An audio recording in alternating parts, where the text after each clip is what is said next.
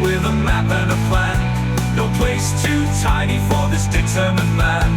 Crossing the counties one by one, he'll see in every English corner a bit of history.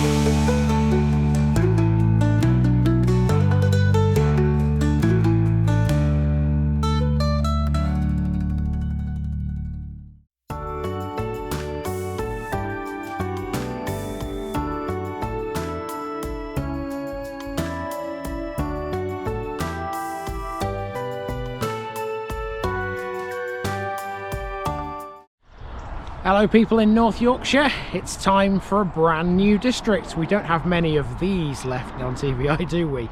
Well, today I'm beginning Scarborough. You all voted for me to start Scarborough in early 2026 and I am about to deliver. All week we're going to be following the Forge Valley all the way in to the town. This is Snainton.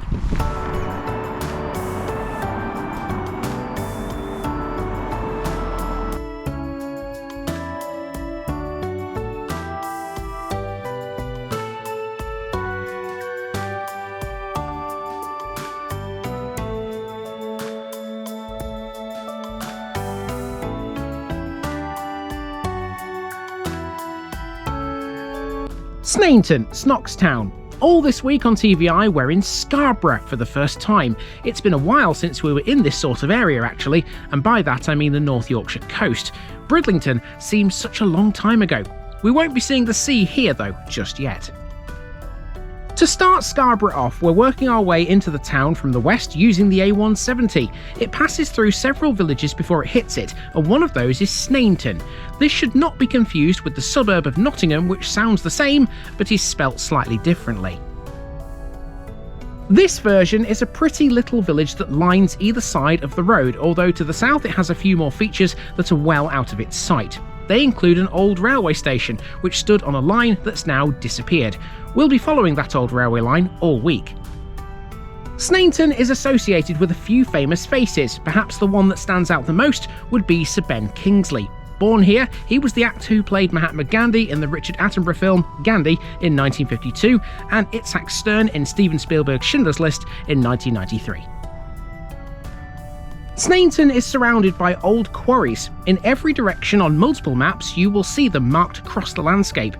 It was one of the principal industries for this village, but since then it's developed a certain equestrian theme instead. Let's go and find some horses.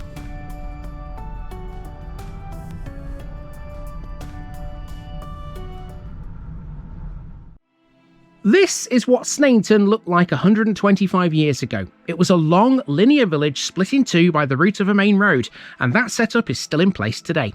We know it as the A170 nowadays, and it runs to Scarborough away to the east. As the A170 winds through the undulating North Yorkshire countryside towards the coast, Snainton is a village noticeably different from any other you may pass through. Here the road narrows and striking buildings of a deep grey stone or dark red brick stand tightly against the curb. Snainton's history is, like that of so many North Yorkshire villages, nothing less than vast. It was mentioned in the Domesday Book, and the area was the stomping ground of the Knights Templar who settled at Falbridge in the 13th century. The name Snainton is believed to originate from a farmstead associated with a man called Snock. There may have been an earlier settlement here in maybe the 6th or 7th centuries, a theory which is backed up by a series of Anglo-Saxon finds on the modern Orchard Estate in 1991. Unlike so many other communities which have lost various bits and bobs as the years have gone on, Snainton continues to thrive. It's maybe because of its position on the A170, which takes an almost unrelenting stream of traffic through its centre every single day. Let's have a closer look at what the village had in 1900. Reminders of times past in Snainton include a cottage on the main street which has a magnificent example of thatching. It's said to be the only thatched property between Thornton-le-Dale and the coast. The centre of the village was defined by the point where the main road met what was then called Railway Street. The latter would go on to be renamed Station Road at some point. Most main buildings were close to that junction, including the Church of St Stephen. On Railway Street there was a chapel which is still there now but not in religious use anymore. Further afield there was a second chapel on the corner of West Lane, but that one is still in use. At opposite ends of the high street you had a school and a pub called the New Inn. Not marked here is Snainton's other pub, the Peacock, which is close to the centre. North of the village were loads of quarries, like Nettledale for example, whilst to the south of it all you had the railway line, and not a lot else to be honest. Things look a bit different today. With the railway encouraging growth in the southern section, Snainton today is still largely based around the high street, but now there's development between it and the railway line. Although the line only lasted until the 1950s, the link between it and the high street is much more obvious now. You'll note how the high street has changed very little, but there is one main difference. Look to the west and you'll see it's undergone some straightening near the pub, which has been renamed to the Coachman Inn. The Peacock is shown on this modern map too now. The eastern end has gained a village hall and a sports field, whilst the riding school has practically engulfed the area between Barker's Lane and Railway Street, which is now Station Road. So, given all of that, how are we going to get ourselves around this one? Well, it's pretty easy. We'll start in the east near the school and the village hall and the playing field and head west along the high street until we reach the local chippy. There's a footpath there that runs alongside the horse paddocks of the riding school and it will take us to Green Lane. Green Lane follows the route of the old railway line, so the station building is next as we turn back north along Station Road to West Lane. There we'll meet the chapel. Croft Lane then handily takes us back to the high street and to the Coachman Inn. From there we'll just walk back down the high street, passing the church and the Peacock on the way. The only deviation we'll make is for the top end of Station Road so that we can take in the other chapel and the doctor's surgery. Pretty simple stuff. Let's walk it. Landmark number 1 in Snainton is the Church of England Primary School on the corner of Lares Lane and the High Street, which has been here since it opened in 1891. Originally it was built to serve Snainton only, but it now welcomes families from surrounding towns and villages. This is not the only school the village has ever had. The first school was located more towards the centre of Snainton, and I'll show you where later. A nursery was opened at this school in 2016, and at the same time the outdoor area was enhanced thanks to some local funding. Extensive redecoration and refurbishment was carried out throughout 2018 and 19 to update its learning environments. In 2023, local children from this school buried a time capsule in the village, including some pandemic-related memories.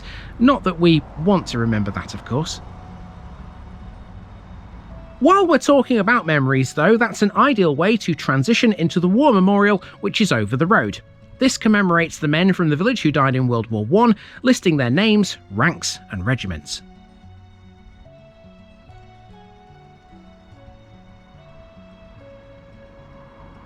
Some of these men are also commemorated in the Snainton Methodist Church, which we'll see later. This memorial, though, stands testament to the impact of the World Wars on this community.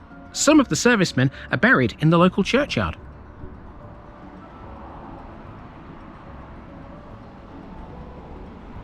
The strong sense of community in Snainton is very palpable. Millennium projects were particularly successful here. They included renovating the village hall and putting up a sundial, unique to Snainton, with the motto, "Let the hour be favourable."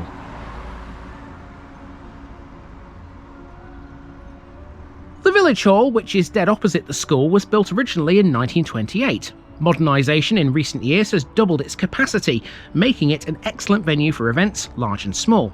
The hall is fully licensed for music and entertainment, and is also the venue for the local playgroup. As for the playing field, this goes by the name the Victory Field. In the northeastern corner is a bright and cheerful playground, and in the southwestern corner is the bowling club. The field is also used for football and cricket.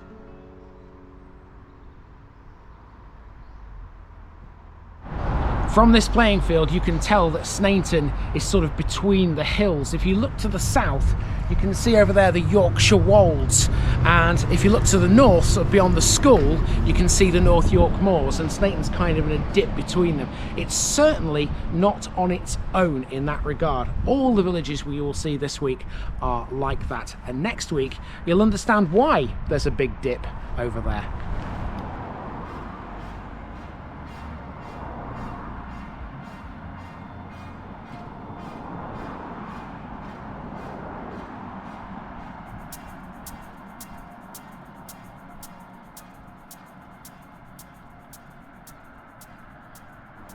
Now to walk down the high street. Note the steeply rising land to the north here. The bank, as it's known, has lots of hedgerows and trees forming a distinctive backdrop to Snainton village, which is largely contained at the foot of the same slope.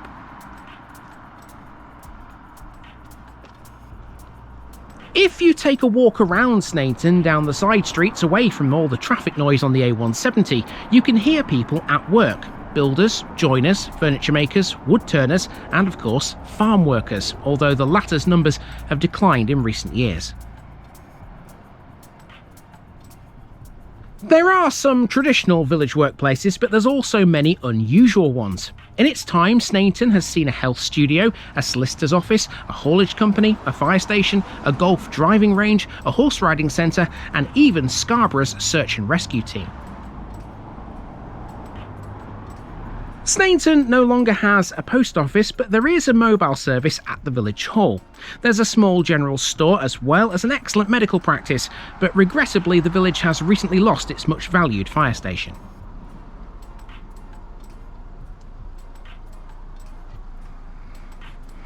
If we're talking business, here's one of the more mundane ones, but it's a pretty tasty offering. Snainton Fish and Chip Shop can be found on the A170. For a long time this was known as Silks, and you can still see that name on historic Google Street View imagery.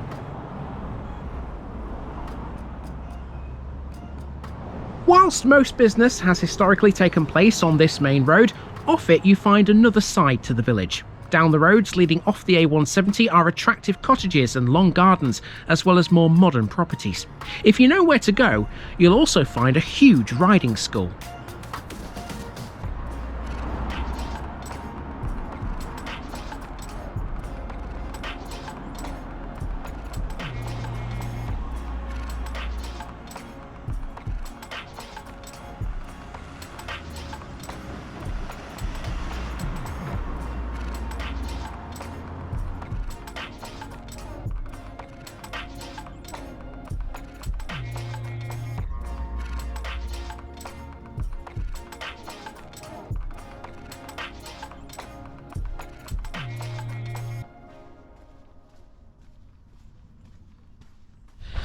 It is a bit of a relief to be off the A170 just for a short time. Now we're on a footpath here and this runs down towards Green Lane. Now if you walk on this footpath there are two things you've got to be careful of. First of all, at this time of year it's quite muddy, which it is right now. And second of all, you will see horses. Please don't feed them. Now why are there horses here? Let's find out.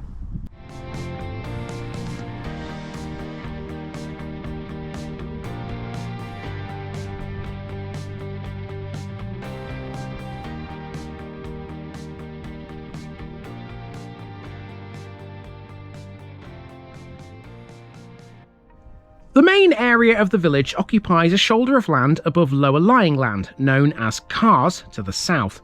Whilst this southern area is crossed by some minor roads, it has a feeling of inaccessibility. Many of the roads from Snainton into the Cars are in fact dead ends. The Cars, though, are the ideal place for horse paddocks, and Snainton has plenty of those. Snainton Riding Centre used these. First established in 1970 by Alec and Elaine Lydell, this family-run business is now managed by their daughter, Charlotte Wilson. In the centre's long history, many career students, competition riders, children and adults have enjoyed developing their equestrian abilities here. The centre has seen pupils from all over the world and from many generations.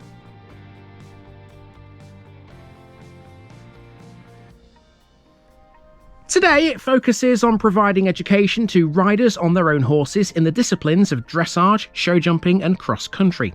The superb facilities offer a platform for friendly competitions and a home to livery horses.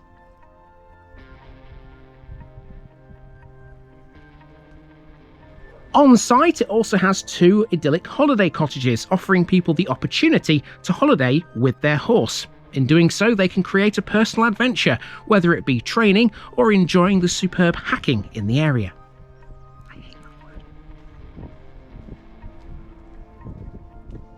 Okay, now we're on Green Lane, which follows the route of a former railway, known locally as the Forge Valley Line. It used to skirt the southern edge of Snainton. Let's follow this to the west because it will take us to what used to be known as Railway Street. These days, we call it Station Road.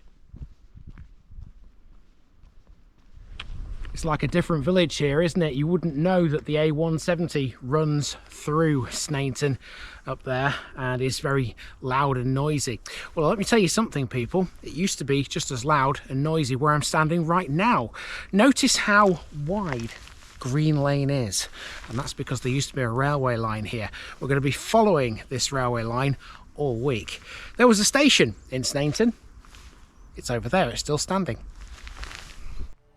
This building in front of us now is the old Snainton Railway Station. It opened to passenger traffic in 1882 and closed as such in 1950. The line it served is now a lost branch that ran from Seamer, just to the south of Scarborough, to the town of Pickering in Rydale. Railways were a huge influence on the development of villages, and Snainton was no exception, even though it was short-lived here.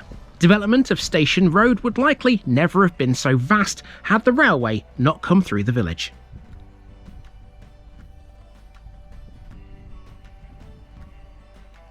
Since closure, the station building here has been restored and converted into 2 residences. Part of its yard became a garage.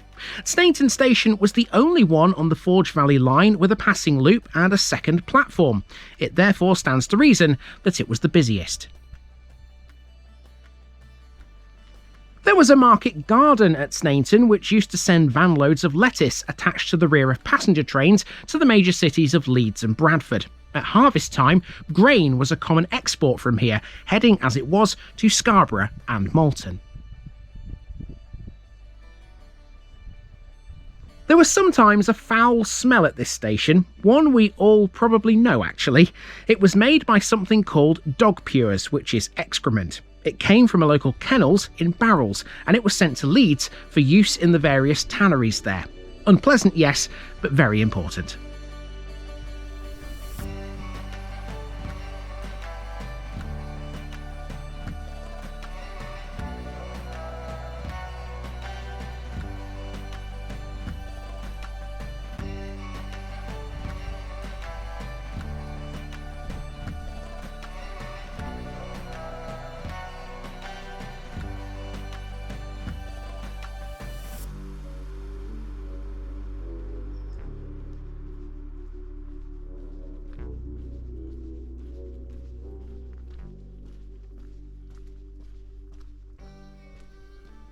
The Methodist Church now on the corner of West Lane. This was built in 1894 and it's still in use today. I didn't find a great deal about this one, if I'm totally honest, but I had far more success with the old primitive chapel further up Station Road. More on that one later. Okay, so if you turn left at the chapel, you are then on West Lane. It's kind of like a grid system down here, the way the roads are laid out. It's like being in America. If you look at it on the map, you can sort of see the A170 at the top, and then to the south of that, it's like roads going down like this and then across like this. It's not quite the same as an American city, but that's just what it sort of brings to mind for me. So, along West Lane, it's mainly houses. And there's one house in particular that I want to highlight.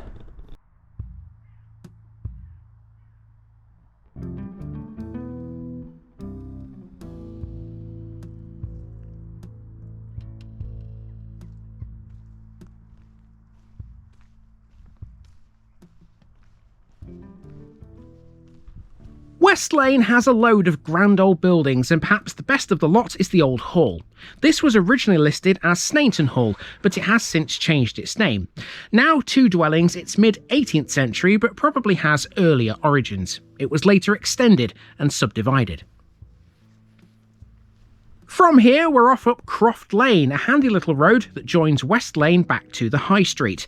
When we reach the High Street again, we'll turn left and go towards the former New Inn pub that marks the entrance to Snainton from the North York Moors.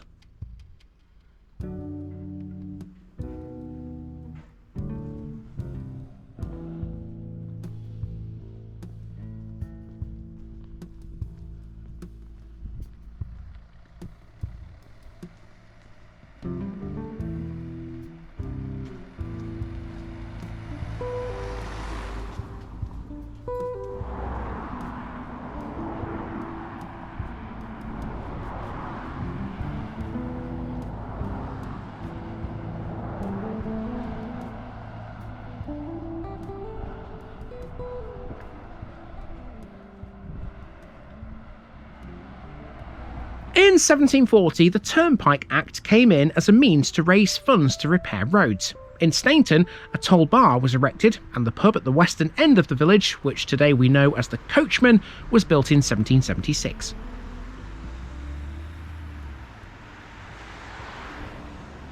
A former coaching inn, this is now a Grade 2 listed building. It was originally a stop for mail and stagecoaches, but it's become a fantastic pub and a great base for exploring the North York moors. It's also used by the locals too, of course.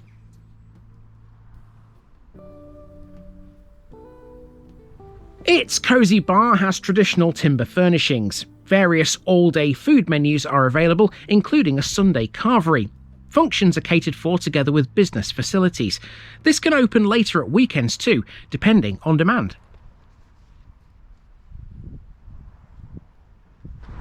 And there's a campsite as well at the Coachman, which is just behind it.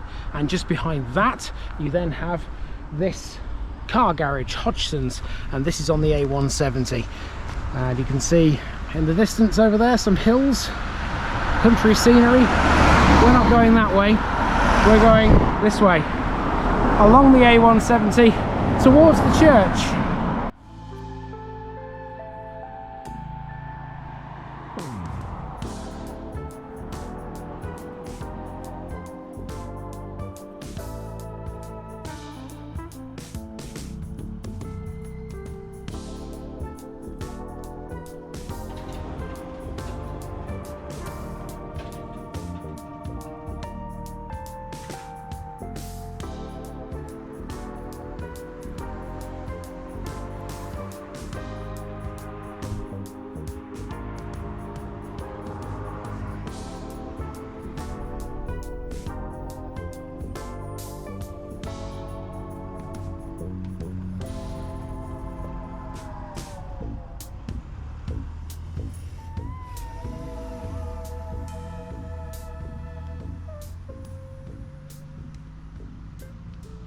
Now we have the church. There's been a church standing on this site since 1150, when a small Norman chapel of ease to Brompton, St Mary's, was built. It consisted of an aisleless nave roofed with stone slabs and had stone seats.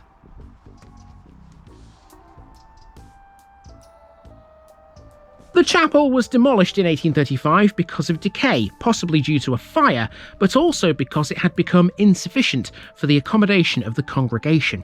The foundation stone for the existing building was laid on the 17th of August 1835, and it opened a year later. The whole thing was built by John Barry. The single Romanesque feature is a reset arch incorporated into a lit gate. The richly sculpted arch of the south door was re-erected in the churchyard wall to form the main entrance, where it's weathered somewhat since.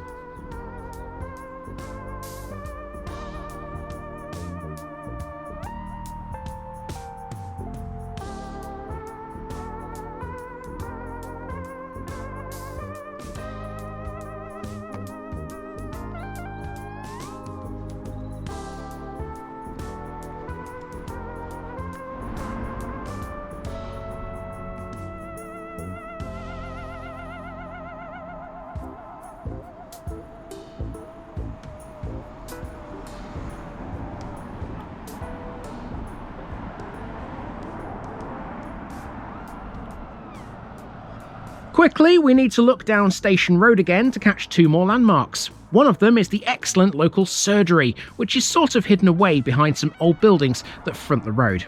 This serves a lot of the local villages we'll be seeing later this week.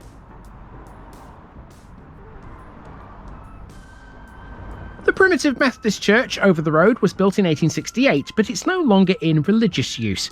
Far from being left derelict or being turned into a house, this has found a brand new purpose: carpentry. This is the base of Stockhills.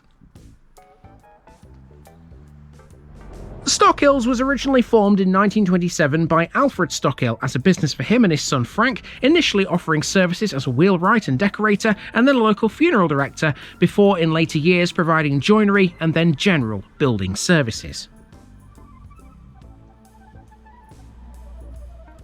The company has grown from strength to strength over the years, from Alfred to his son Frank, then from Frank's son Roger, and Roger's son Alex, who now runs the company following his father's retirement.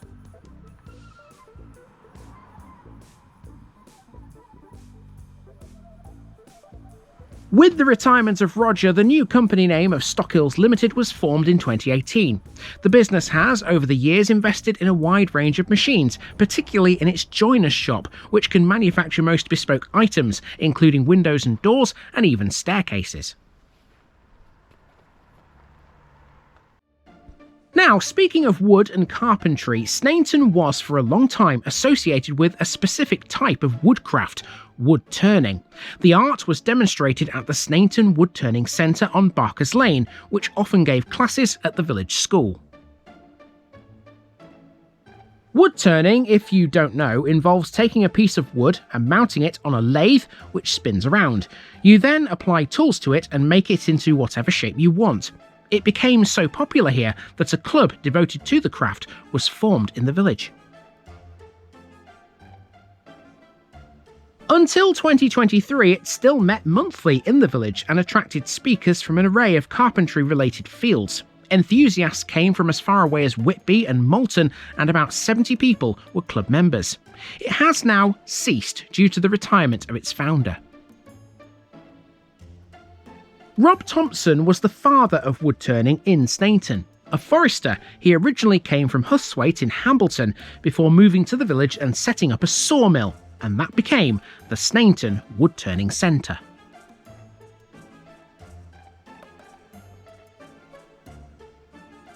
The business became known all over the country for its carpentry products and was responsible for woodwork shows in vast arenas such as Wembley, Birmingham's NEC and Manchester's GMEX Arena, that are usually venues that were reserved for major pop concerts. Making Windsor chairs was one of the rarer practices carried out by carpenters at the centre, which were constructed from diseased elms cut down in Scarborough. Despite its success nationally, the wood turning centre was oddly less well known on its doorstep.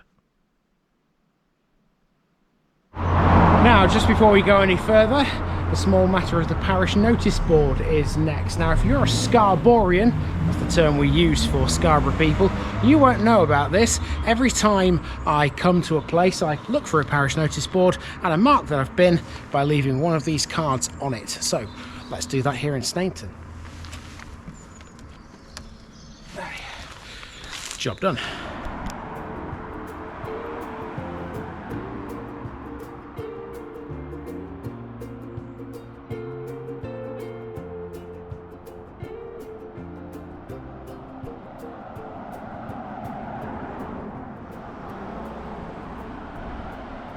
The reading room now. This was built in 1861 by a Mr. Leaf and was used by local gentlemen to read the papers. It was also the site of the original village school and is shown as such on maps from 1892, a year after the present purpose-built school was opened.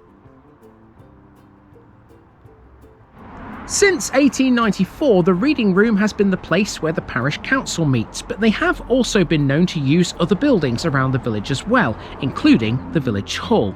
Another place they've met before now is the Peacock, and that's next.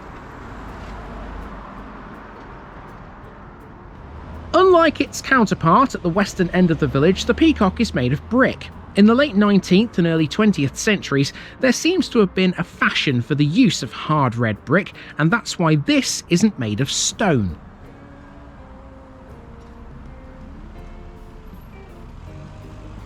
Much younger than the Coachman, this was built at around the same time as the railway station was. In fact, the coming of the railway probably accounts for its bricks being readily available. The former railway station itself is built in the same sort of style. This single-roomed local is located on the A170 and has teams in the local pool and darts leagues. Monthly quizzes raise funds for local charities. There's a small outdoor area outside the main entrance, and the pub has occasional live entertainment. Now, many famous faces have lived in Snainton over the years. George Vasey, the celebrated botanist, was born in the village. He was responsible for the integration of the United States Department of Agriculture. Sidney Cross Harland, another botanist, also lived here.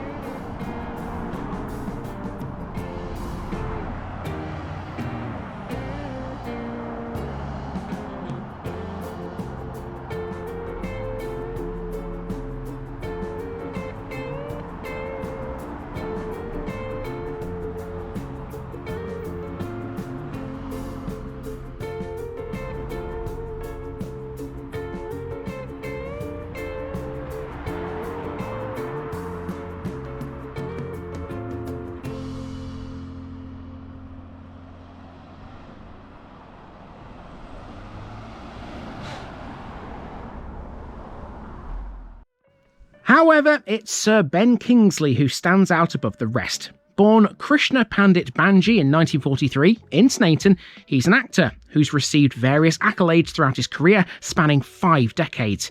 He's won an Academy Award, a BAFTA, a Grammy, and 2 Golden Globes.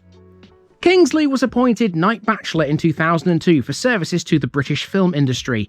He was awarded a star on the Hollywood Walk of Fame in 2010 and received the Britannia Award in 2013. All this from a Yorkshireman who had fairly humble beginnings. Kingsley began his career in theatre, joining the Royal Shakespeare Company in 1967 and spending the next 15 years appearing mainly on stage. His starring roles included productions of As You Like It, Much Ado About Nothing, Richard III, A Midsummer Night's Dream, and Hamlet. In film, Kingsley is principally known for his starring role as Mahatma Gandhi in Richard Attenborough's Gandhi from 1982, for which he won the Academy Award for Best Actor and BAFTA Award for Best Actor in a Leading Role.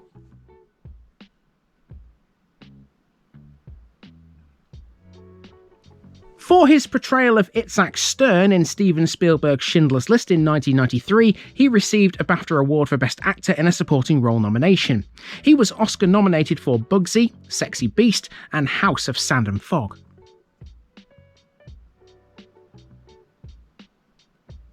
His other notable films include Morris, Sneakers, Searching for Bobby Fischer, Death and the Maiden, Twelfth Night, Tuck Everlasting, Elegy, Shutter Island, and Hugo. He also played the character of Trevor Slattery in the Marvel Cinematic Universe.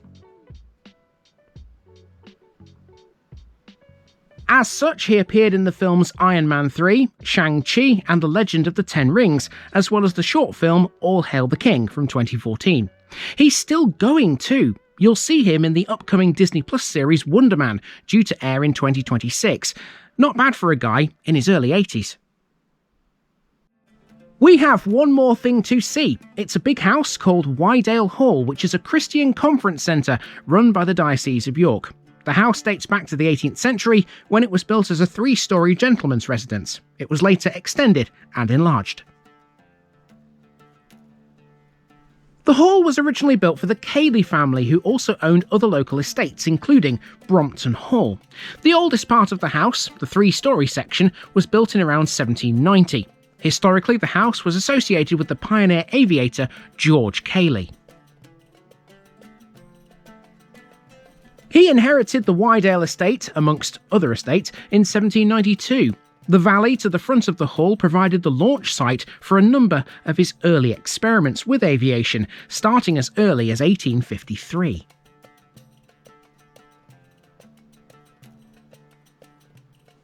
During the 1900s, the house was sold to the Illingworth family. As with many country houses, the hall was utilised as a hospital during World War I, and it was again utilised as a military centre during World War II. The Northumberland Hussars were familiar with this building.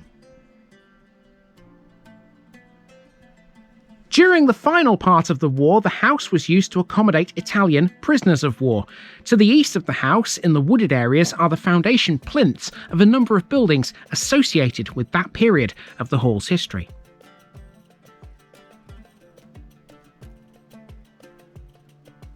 After World War II, Wydale was leased to the Sisters of the Order of the Holy Paraclete, who used the building as a convent school. Later, Wydale, as a retreat centre, offered space for individual and group retreats. During this time, a chapel, used by the convent, was located on the first floor. Alongside the main hall, there's a former stable block which has been converted for use by youth groups called the Emmaus Centre. To the north lies an extensive walled garden, along with a glasshouse and a garden keeper's cottage. It all sits within 14 acres of woodland and terraced lawns. Right, time to move on and get ourselves to the next village along the A170. You don't have to go very far for it, because no sooner have you left Snainton than it comes into view. The next one will feature two villages actually, and that's why it sometimes goes by a double-barrelled name.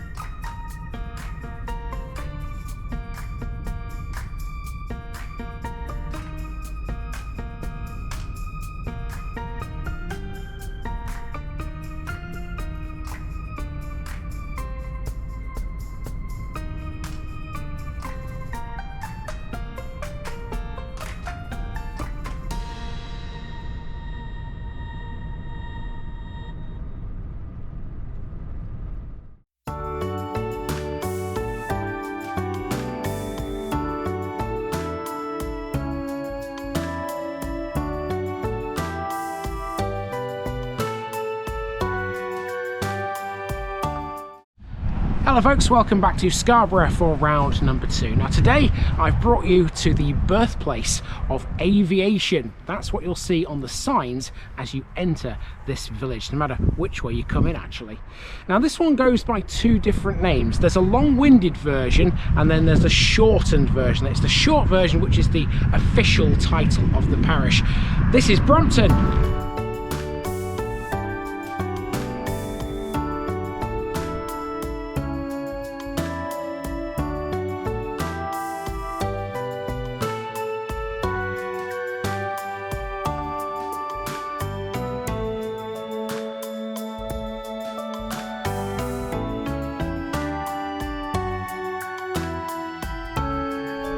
Brompton Broom Farm. Today on TVI we continue our journey into Scarborough along the A170, and the next village over from Snainton is the lovely Brompton. This one goes by a double-barrelled name sometimes, Brompton by Sordon, because the parish includes a second village. We'll get to Sordon, but as you enter Brompton, the village sign instantly catches your attention. It tells you that this is the birthplace of aviation, and it's not wrong. Brompton was the long-term residence of the pioneering aeronautical engineer Sir George Cayley. Brompton has been the seat of the Cayley family since the Middle Ages, and Sir George was buried in the graveyard of All Saints Church in 1857. That same church is also notable for another reason, because in 1802 it saw the wedding of one of England's most beloved poets. There are loads of buildings here that have ties to the Cayley family, like the pub and a small workshop on the A170, which used to be Sir George's workshop. This village has got so much to talk about, aside from the obvious aviation and poetic history though. Brompton has a beautiful beck which forms a pond in the middle of the village. It also has the site of an ancient castle. Brompton Hall is a Georgian country house that's become a school now, and all of that is before we even consider Sordon. In short, this one's loaded. Let's get moving.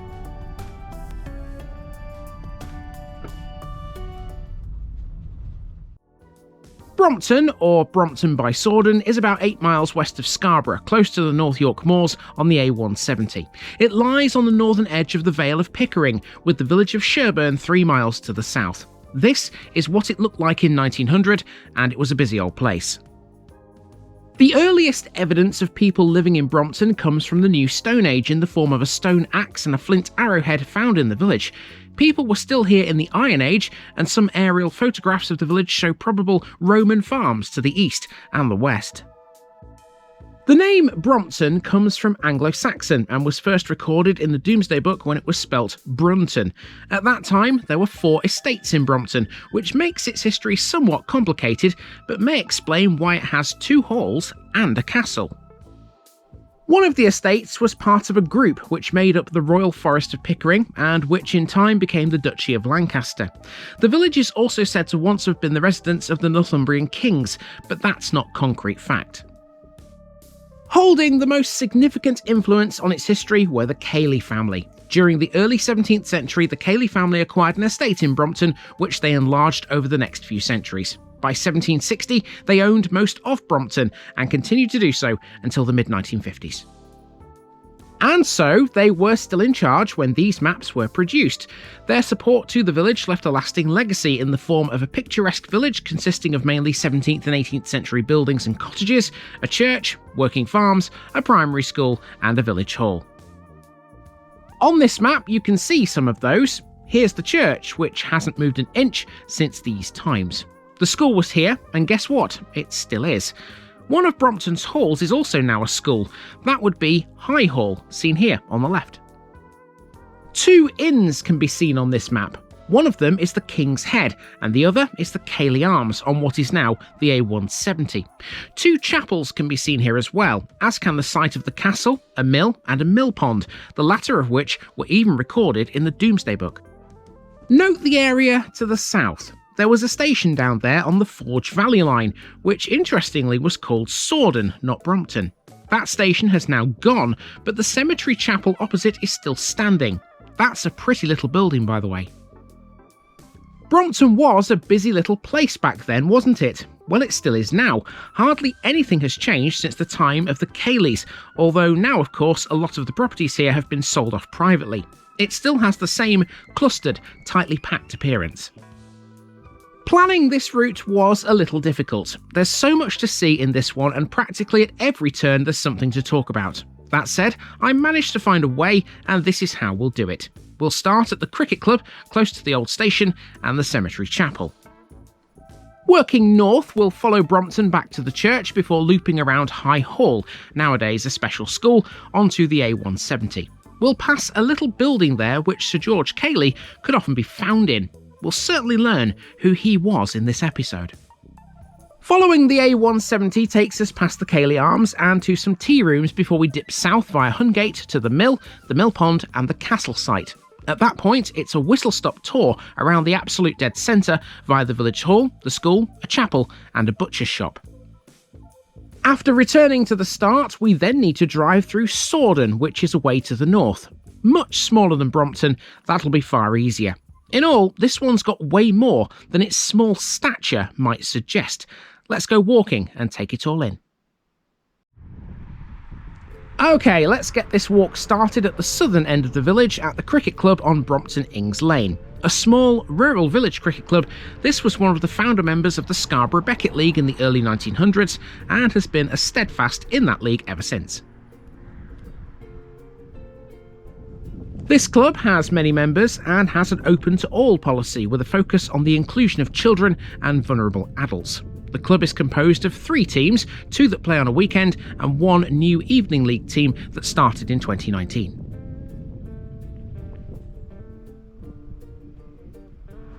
The cricket field, although owned by the club, is available for the community to freely use. The local primary school makes use of the field, as do a local fitness group. The cricket club provides a hub for social interaction within this rural, somewhat isolated village. Next to the ground is the site of the former railway station that used to serve Brompton. Confusingly though, this was Sordon Station, not Brompton. The station was named Sordon to distinguish it from an existing station called Brompton on the Leeds Northern Railway near Northallerton. The station opened to passenger traffic in 1882 and the last trains ran in 1950. If that sounds familiar, well it should do. The dates are exactly the same as those we learned about yesterday in Snainton. Sordon was, though, a far less used station. It was furnished with 1 platform which had the station building on the northern side of the running line and a small goods yard beyond it that had a crane capable of lifting 1 tonne. That was equipped to handle a variety of goods, including livestock.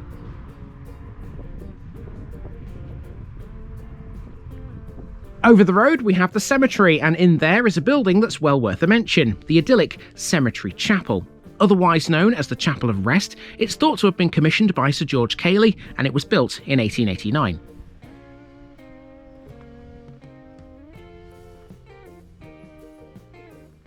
It was constructed by local craftsmen, but it was designed by Temple Moore, who, as we know, went on to become one of the country's leading church architects of the Edwardian period. He was responsible for building 38 churches in England, nearly all of which are now listed.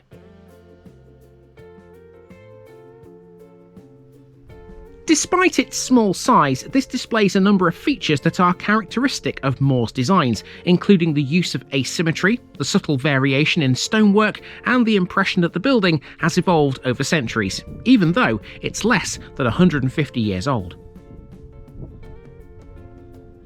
The cemetery is only slightly older. When Reverend Francis Oswald Chambers became Vicar of All Saints Church in 1880, he instigated a number of improvements, including the closure of the churchyard and the opening of this new cemetery, which is still in use to this day. And we often find notable graves in cemeteries, and usually there's something to do with war. World War I, World War II, stuff like that. But here in Brompton, there's a grave just in front of the chapel, which you may have seen in a couple of shots there. This is a little child who only lived for 3 days. And it says, if there is anything that will endure the eye of God because it is so pure, it is the spirit of little child. This child, Eli Ezekiel Heron, 12th to the 15th of September 2016, and I will sleep in peace until you come to me. Now let's get ourselves to the church, and to do that we need to follow the pretty Brompton Beck. Often you can stumble across artists painting the local views, which include this beck and the swans on Brompton Ponds, which this is connected to.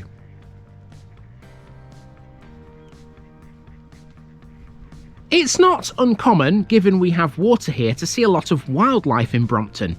Ducks, free-range hens and lambs are often seen wandering the village or swimming in the ponds. Not the lambs, you understand. As far as I know, they can't swim.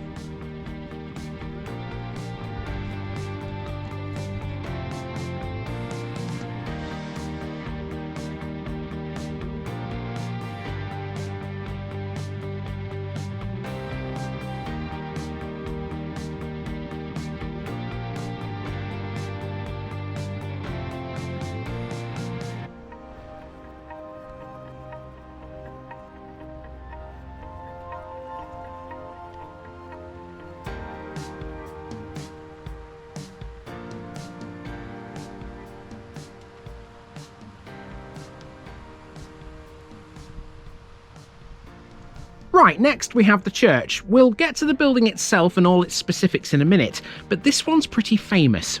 Why? Because it was in this church that the poet William Wordsworth married Mary Hutchinson on the 4th of October 1802. A copy of the wedding certificate can be seen inside. Dedicated to All Saints, this is a splendid example of a traditional English church. There was probably a place of worship made of timber on this site well before the Norman conquest. The earliest references to a church here, though, can be found in the Domesday Book.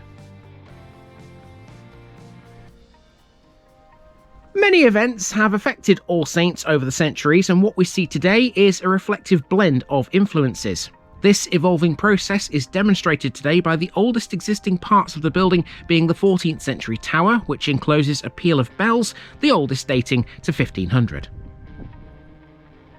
The northern part of the nave was probably extended substantially to the south in the 15th century as the population of the village expanded. The altar was moved at the same time from the eastern end of the north aisle to the chancel.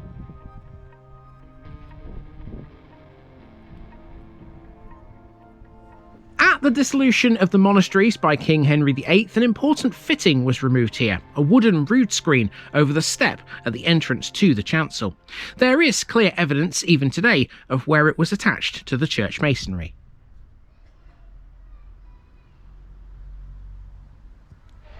Now, when I was writing this episode, I was hoping, secretly in the back of my mind, that this church would be open so that we could go in and see the Cayley tomb. It is open. The trouble is, there's a service going on in there at the moment, so I don't want to intrude. So this next section will just be more shots of the church, but I've written it as if we're inside the church, just to let you know. Buried at All Saints Church is Sir George Cayley, regarded by many as the father of flight. Cayley was easily one of the most important people in the history of aeronautics. He developed the theories of flight that underpinned the work of later experimenters. Cayley was an internationally renowned inventor whose inventions include the world's first successfully flown aeroplane, which flew in Bromptondale as a glider in 1853. No wonder then he was credited by the world-famous Wright brothers, who built the first successful aeroplane. Many consider Cayley to be the first true scientific aerial investigator and the first person to understand the underlying principles and forces of flight. In 1799, long before the Wright brothers came along, he set forth the concept of the modern aeroplane.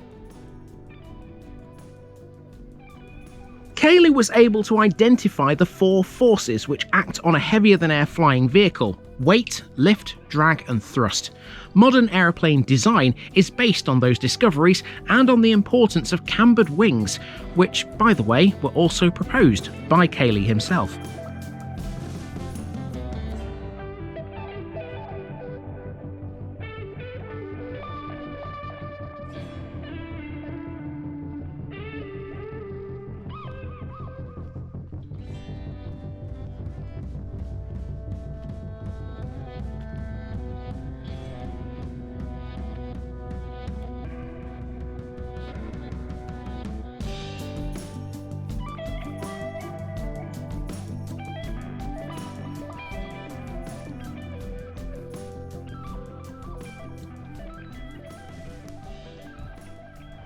Now we come to Brompton Hall, a former Georgian townhouse which is now a special school.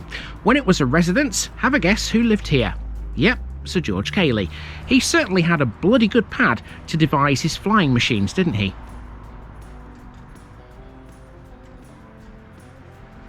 As a school, Brompton Hall is a specialist one for pupils aged 8 to 16 with social, emotional and mental health needs.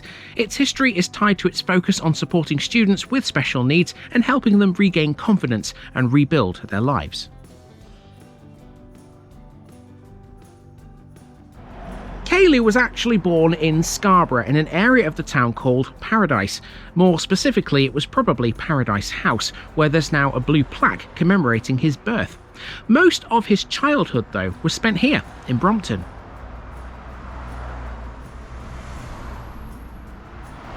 Not long after George moved into Brompton Hall, he constructed a workshop within the grounds where he could experiment and create many of his inventions. The workshop still exists today, and George's initials and notes can be seen carved into the doorframe, dating from 1820. Now, there is one building in particular at Brompton Hall that you should be interested in, and this you can see from the roadside. It's there behind me. It's an octagonal shaped building. That was George Cayley's workshop. And this is that workshop, a small building on the A170 which a lot of people would maybe dismiss when they pass it. You'd be wrong to. This is where Sir George developed lots of his ideas, and not all of them were to do with flying. It was here where he invented the spoked bicycle wheel, for example. He also developed self-righting lifeboats and the Universal Railway, which was his term for caterpillar tracks. It's also thanks to him that we have automatic signals for railway crossings and even seatbelts. Prototypical engines fueled by gunpowder were also his idea. He suggested that a more practical engine might be made using gaseous vapours rather than gunpowder, thus foreseeing the modern internal combustion engine.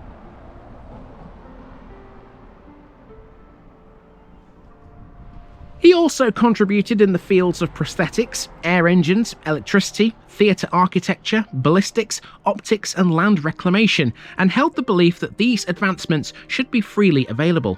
In short, the modern world owes a lot to the guy.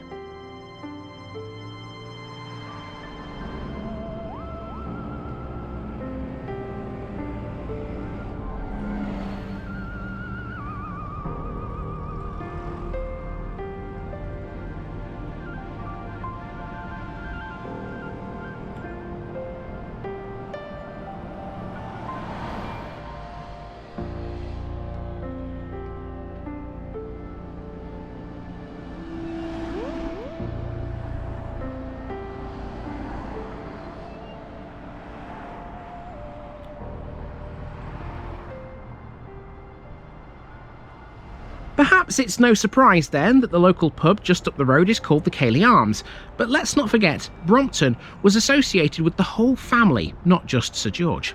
As such, the Cayley Arms recognises that family tie.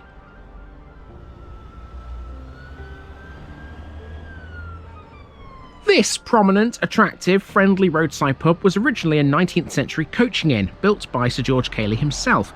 Popular with locals, this pub had a small tap room in addition to a main lounge. The only trouble is that this pub hasn't pulled a pint since 2012. Ever since it closed, there have been some intimations that suggested some renovations would culminate in a reopening of this once much-loved pub. It might well have reopened by now had the proprietor not passed away recently.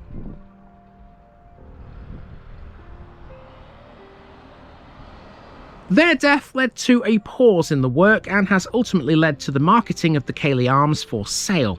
Now a community-minded group is prepared to fund the purchase of the pub. This once fabulous inn is an asset of community value after all.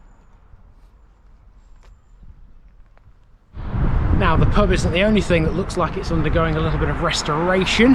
This place is as well. This is just up the hill and around the corner from the old pub. It's a forge. It was turned into a tea rooms. The Brompton Forge Tea Rooms is next. This doesn't take much explanation. It's an old forge which became a tea room. I don't think this is open either these days, which is a mighty big shame really. There's nothing quite like a cup of Yorkshire tea. Over the road is the Modest War Memorial. It's a simple Celtic cross with a knot design on a tapering plinth with a 3-stepped base. This one commemorates the men of Brompton and Sordon who were lost in both World Wars.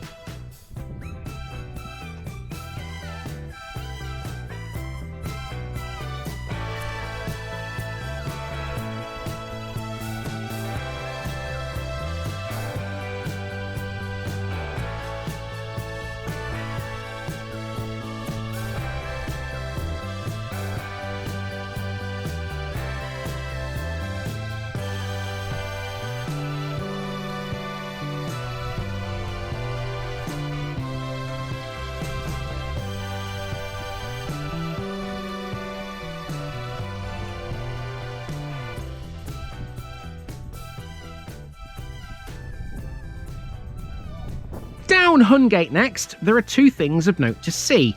One of them is this house. It's an old chapel. Long since converted into a dwelling, I presume this one was for the Wesleyan Methodists, because the other chapel in the village was primitive. More on that one shortly. Hungate also had the other pub, the King's Head. Now, I was unable to find when this one closed, but it was certainly still open in the 1950s. It was very old-fashioned inside, with wooden floors and wooden upright seating. As you can imagine, that wasn't exactly comfortable. Turning around, next we need to find our way to the site of the castle, and by doing so we pass Brompton Mill. This, together with its lovely little mill pond, were recorded in the Domesday Book, although it's very unlikely this is the same building.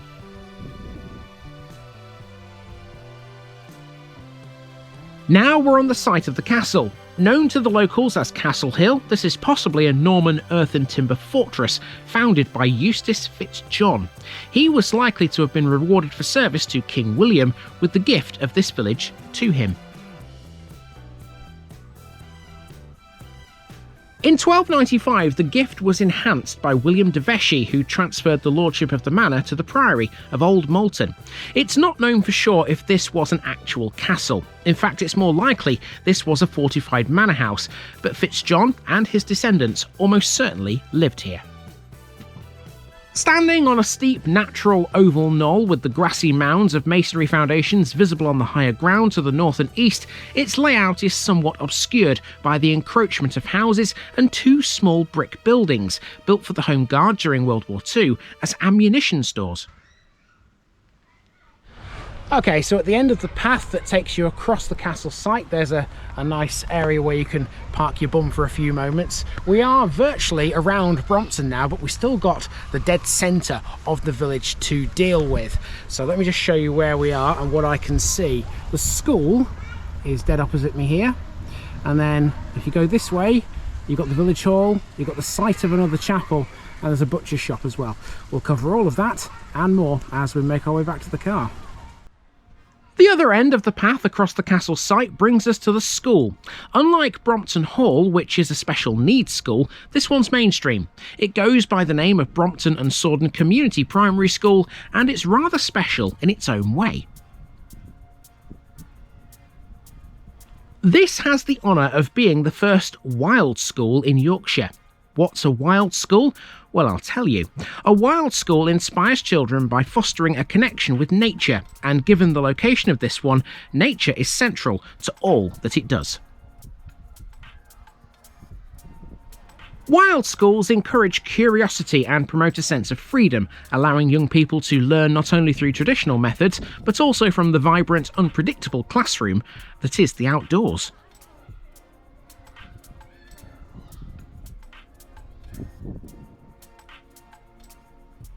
Children therefore develop an extensive knowledge of flora and fauna, knot tying, shelter building, firelighting, and tool use in forest, river and beach environments.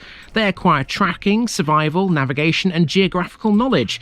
It sounds like this lot would be after my job on TVI. This is the village hall, which is run by local volunteers. It's used for a range of activities such as a weekly keep fit and yoga session, a post office, monthly community meals, musical events, quizzes and meetings of the local history society and the gardening club.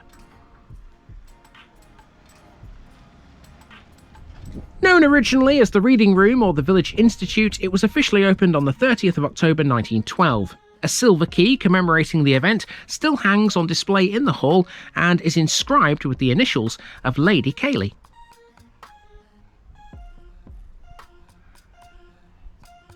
In 1935, a proposal was made that the building should undergo a change of title and become a village hall. However, it was quite some time before that finally came about. The transition took 25 years to fully effect and was marked by many lengthy discussions and committee decisions.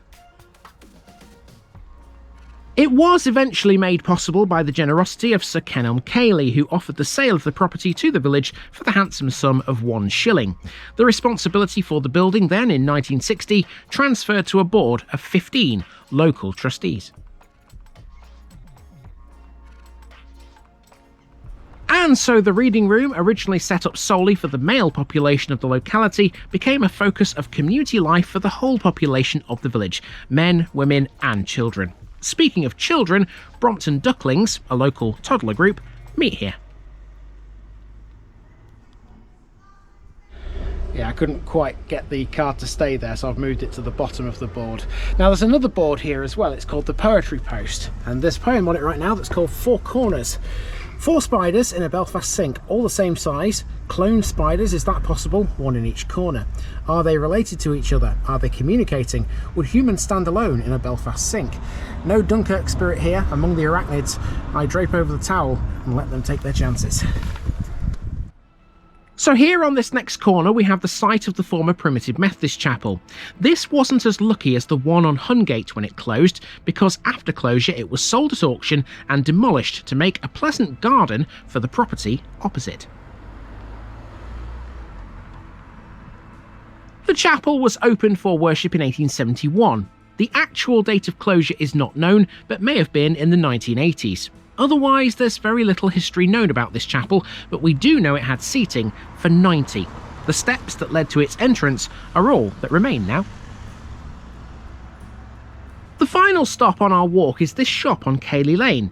This is Glave's Butchers, a family-run shop established in 1973 by Brian and Doreen Glaves. It sells beef, lamb, pork, poultry, as well as award-winning pies and sausages. All of its produce is locally sourced, coming from its very own farm. Glaves has been active in recent years in encouraging people to shop locally, especially in the run-up to Christmas. Here then is my reminder to you all of the importance of supporting retailers and tradespeople on their doorstep. Without you, businesses like these cannot survive. Our last job in this episode is to take a look at Sordon, and this won't be a long job. Sordon is a smaller village just to the north of Brompton. We'll drive through this because it's effectively a linear settlement for 90% of it. Sordon lies on the northern edge of the Vale of Pickering, with Hackness Forest and the North York Moors National Park directly to the north of the village. It was formerly a township in the parish of Brompton, before in 1866 becoming a separate civil parish. It didn't last long. 20 years later, Sordon Parish was abolished and merged with Brompton, giving us the boundaries we have today. Whilst the village is not mentioned specifically by name in the Domesday Book, its name is recorded as far back as 1290 as Saldene, which means Sallow Valley. However, the manor of Sordon was included in the Domesday Book for the area in and around Brompton. No churches have ever been built in the village, but in 1823 a Wesleyan chapel was erected on the main road through the settlement, which is now a handsome private dwelling. In 2012, Sordon Village Hall was selected as the site for fundraising events by the charity Astronomy Wise. These events see a large gathering of astronomers and visitors at the building throughout the year. Regular meetings usually take place on the second Friday of every month. Okay, so with 2 down now, we can move on to number 3. We've ticked off a couple of relatively meaty ones so far. Tomorrow things are going to get a lot smaller because there's a band of countryside between here and Scarborough. Join me again tomorrow, everyone, for another village in the district.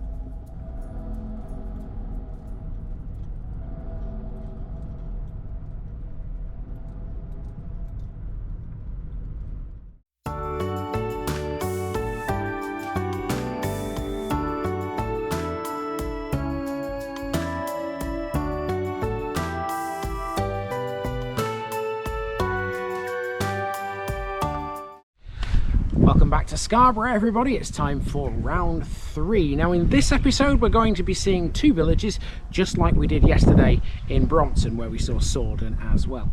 The difference being here we are walking around them both, and handily you can walk between them thanks to an old railway line which we know and love already by now, that's been turned into a millennium path. This is the parish of Wykeham.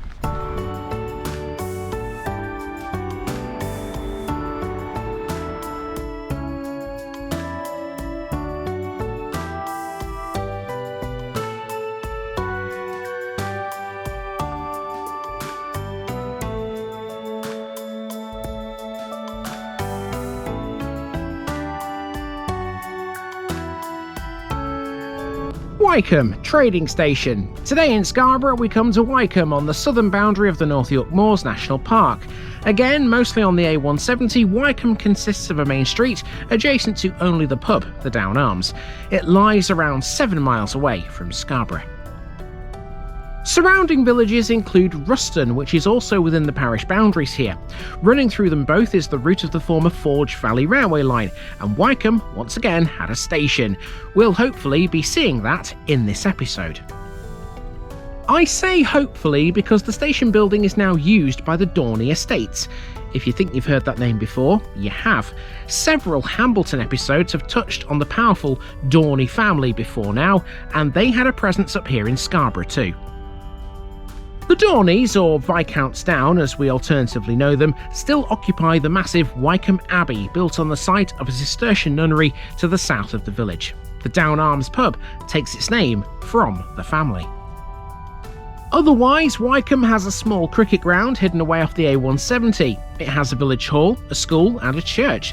To the north of the village is Wykeham Forest, which covers 1,114 acres, and to the east is Charm Park, well known to many racegoers. Let's have a look then, people, shall we?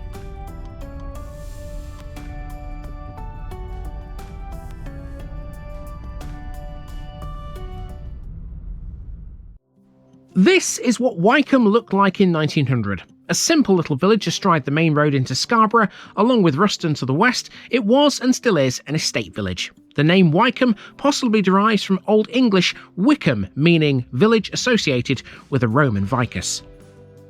Put more simply, you can translate that into trading station. The Romans certainly knew Wykeham, but their modern influence only goes as far as the name. Much more prominent in its history are the Dorney family. Their estate has owned Wykeham and Ruston villages except for 4 houses since 1910. They have a tenant in every house. Most houses are 3-bedroom cottages, and there is a constant waiting list to be housed here. The Dorney estate is still a major employer with over 100 workers in no fewer than 38 businesses, including the pub, St Helens caravan site and Wykeham Fisheries. The estate was responsible for construction of all the major buildings within the 2 villages.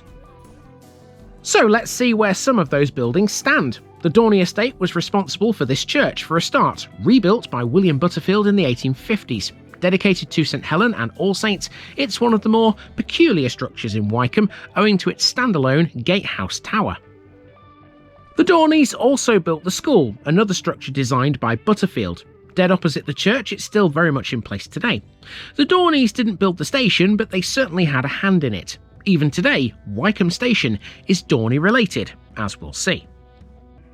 The pub on this corner near the school and the church is the Down Arms today, although it did originally have another name. It still stands and it's still open. Over in Ruston at this time you can see there were 2 chapels, but it didn't have a lot else. Surprisingly not marked here is Wykeham's cricket ground. Cricket has been played in the village since at least 1875, but clearly not on the ground they currently use. Here, the site of that is shown as part of Wykeham Abbey's parkland. Virtually nothing has altered since the days of those maps. Wykeham still occupies the same land it always has, and 90% of the buildings are unchanged. I say 90% because at least one has altered, the railway station, which has become the estate office. The line, as we know, has disappeared. Our route for this one is an interesting one. We'll start in Wykeham, but we'll actually end up walking into Ruston in order to cover it all. Our start point will be the village hall. From there, we'll go north to the school, the church and the pub, all located on the A170. Using a footpath, we can get to the route of the railway line, and here you can walk on it because it's been turned into a public right-of-way. It runs to Ruston Handley, which means we can pick off the 2 old chapels and whatever else that village has to offer. Lastly, we'll look at the cricket ground as we return to Wykeham, but we won't be done there. East of it all is Charm Park, a point-to-point racecourse that occupies what looks like a field to the untrained eye. Lots to see, so let's move. Understanding this place revolves a lot around the huge Wykeham Abbey located to the south of the village. We can't get to the Abbey because it's totally private, so let's start off today's episode with a piece on this in picture form.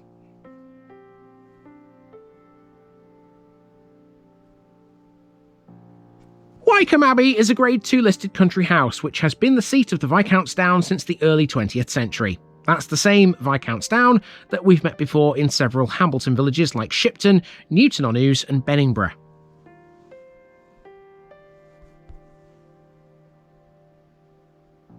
Wykeham Abbey was built on the site of the former Wykeham Priory, a Cistercian nunnery established between 1140 and 1160. That's why the modern country house has the religious-sounding title, even though it's not actually a place of worship anymore.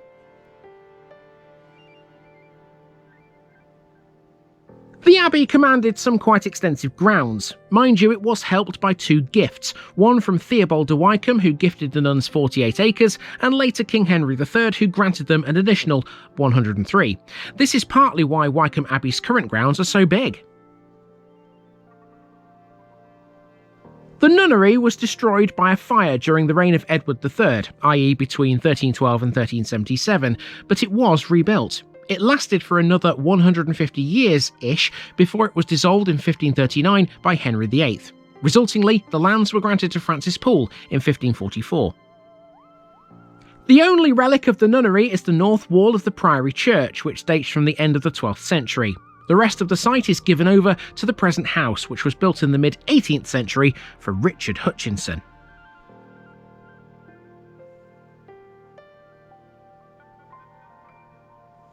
Hutchinson assumed the surname Langley after he became heir to his uncle, Thomas Langley. His grandson, also Richard Langley, died childless in 1817 and bequeathed his estates to his cousin Marmaduke Dorney, the younger son of John Dorney, the 4th Viscount Down. In 1824, Marmaduke Dorney also assumed the surname Langley. He died in 1851, unmarried, but Wykeham Abbey has remained in the Dorney family ever since. It's been the seat of the Viscounts Down since 1909, and the surrounding estate spreads across 2,500 acres. Like many country houses in England, Wykeham Abbey served as a Red Cross recovery hospital in World War I. From 1914 to 1919, more than 1,520 non-commissioned officers and soldiers from across the British Isles passed through its doors. As well as the main house, several other buildings surrounding it are Grade II listed, including the outbuildings and the stables, designed in 1854 by William Butterfield. All of the gates, piers and railings around the house are listed too.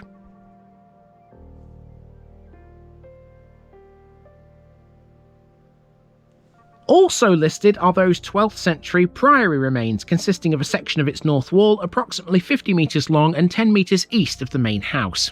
There's a medieval churchyard cross approximately 35 metres east of the main house too.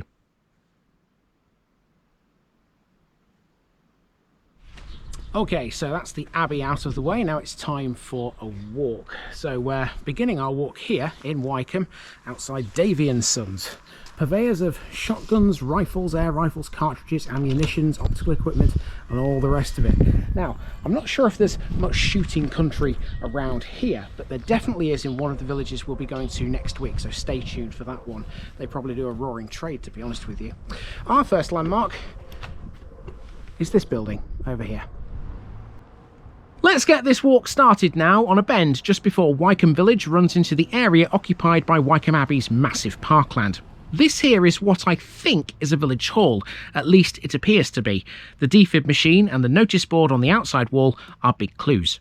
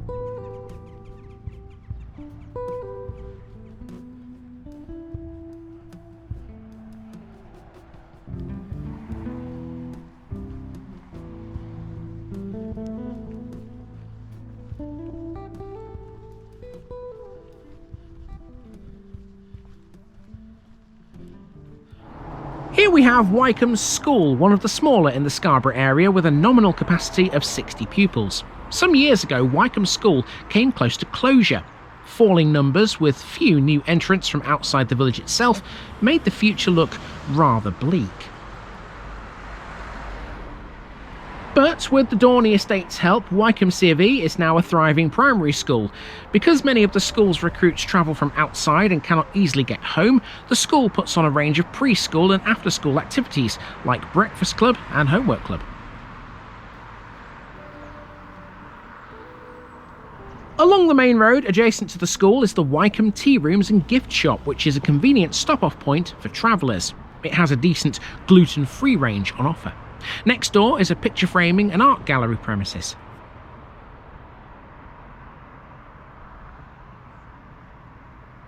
It seems the tea room's actually changed its name now. It's Forge Valley Roasters, apparently. Okay, one thing that's definitely not changed its name is the next place we're going to. We're walking back along the A170 to the west. We're going to see the church in a moment, but before we do, there's a pub on the corner just there. That's called the Down Arms. Most Scarboroughians simply speed through Wykeham on the A170, and when they do, they only tend to notice one building, the Down Arms. A centre for weddings, conferences and society functions, this is the only pub in the village. The Dorney estate own it, but it's run by tenants. Originally an estate farmhouse and then a tenanted pub called the Bull Inn, it was developed as a business opportunity in 1970. Although a business venture, the estate never forgot the local drinker. It features Tucker's Bar, which was named in honour of Tucker Shepherdson, a regular pubgoer from Ruston.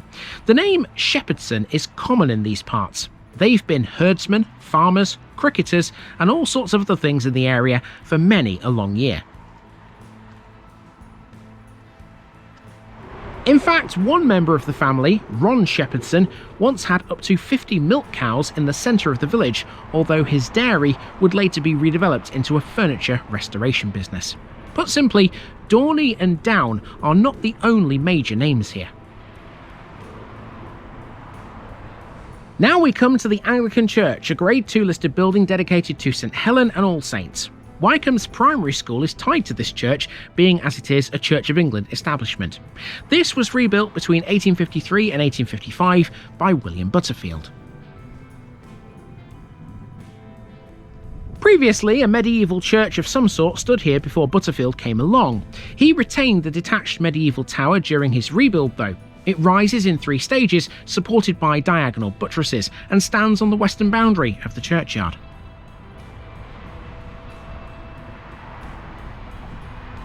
The old tower has now been made to act as a gatehouse by the cutting of a passage through the lower stage. He also added its brooch spire.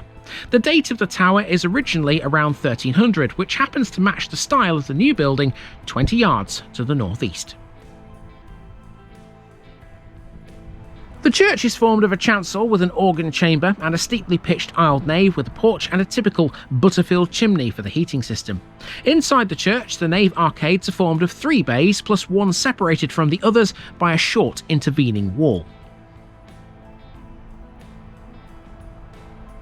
It's difficult to understand why this arrangement was necessary, but the probable explanation is that it was merely intended to emphasise the entrance bay. The roof has its principal rafters tied by collars halfway up. This is adequate for the purposes of construction, but it does look a bit flimsy.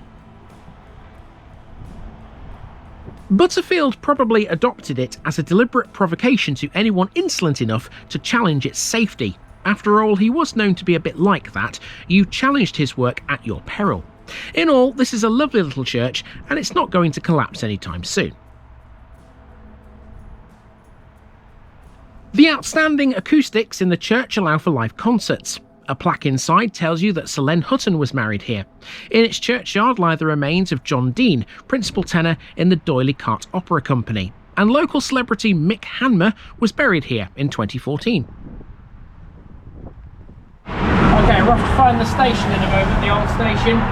Before we do, we're in a small matter of the parish notice board, which is on the corner near the Down Arms. We'll get this out of the way.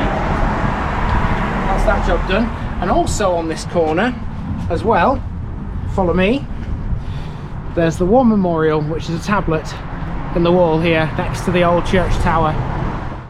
Around the back of the church you can join a footpath that takes you up to the route of the former Forge Valley Railway line, which we've been following so far this week.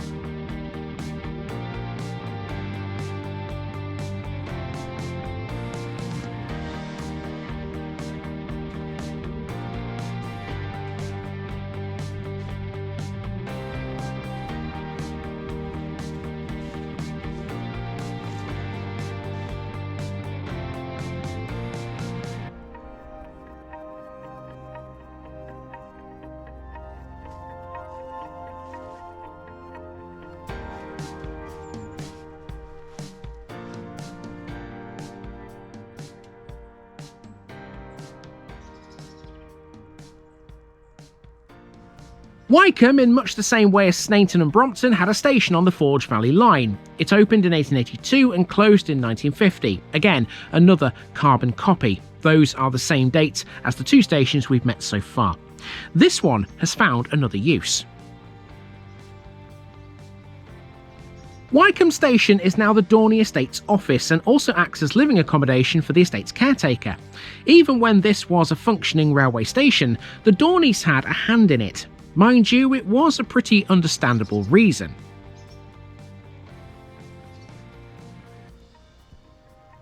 You see, Wykeham is blessed when it comes to its surroundings. North of the village is the huge Wykeham Forest, which covers more than 1,100 acres.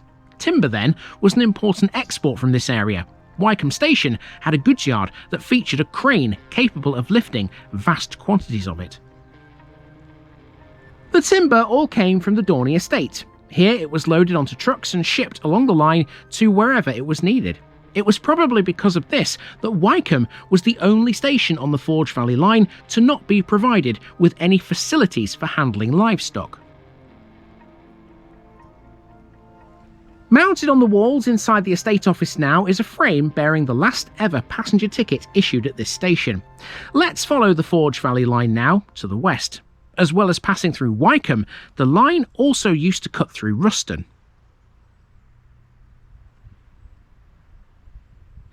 So as you probably figured out, I'm stood on the old platform here. Obviously there's no trains at this present time, they've long gone, but this is where people would have stood to board a train to get between Malton and Seamer. Not anymore though. We can still travel along the route of the line though, and that's what we're about to do. You see, you can walk down here towards Ruston.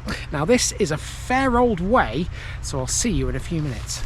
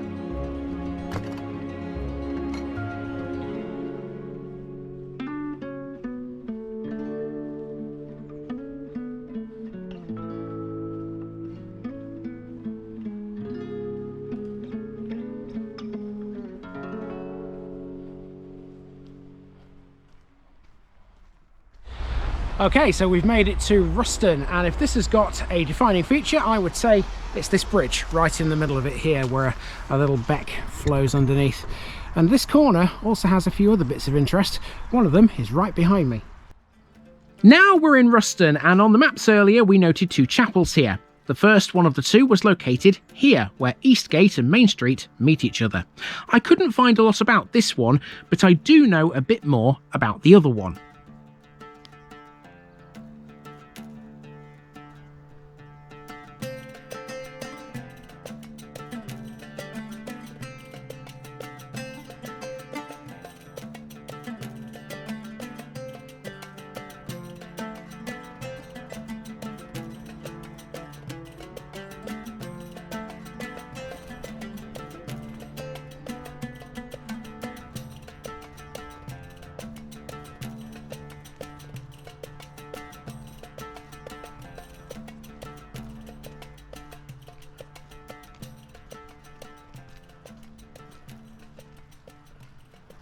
The other chapel on Main Street was for the Primitive Methodists, and it was opened in 1900. It closed in around the year 2000, and now it's been tastefully converted into a dwelling. It blends in nicely with the rest of Ruston, even though its architectural style is somewhat different.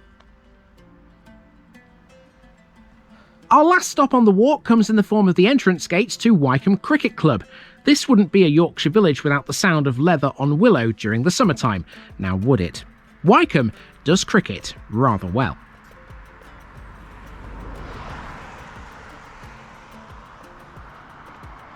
It's been at the heart of Wykeham life since at least 1909, thanks largely to the Viscount's Down, but the sport has been played here since at least 1875. Yorkshire Championship player David Bias was once a Wykeham player.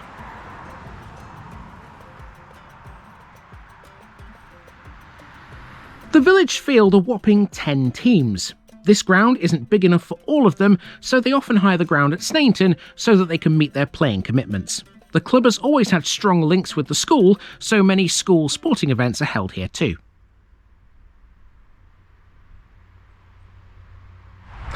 Okay, so there's a footpath you can use here that runs through the cricket club and takes you back down to Wykeham Village. So I'm going to do this, not going to film it because there's not much point. All you're going to see is trees and stuff like this, not really all that exciting. I'll see you in a few moments at Charm Park, which is just to the east of where we are. Just before we leave Wykeham, we have one final thing to see. Off a road called Long Causeway, just to the south of the A170, you'll see this field, except this is far more than just a field. This is Charm Park, one of the country's leading point-to-point racecourses. The Charm Park course is flat and races are run over 3 miles and 1 furlong. It's mostly well drained, but it can be sticky in places. It has 19 jumps in a full race, which include 9 fences and 2 open ditches.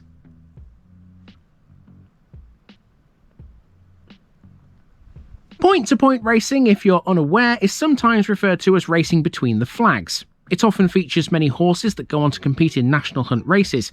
Consequently, Irish point-to-point meetings tend to be used as a nursery for future young stars. Horses running in point-to-points must be thoroughbreds, save for the case of hunt member races and certain other club members' races.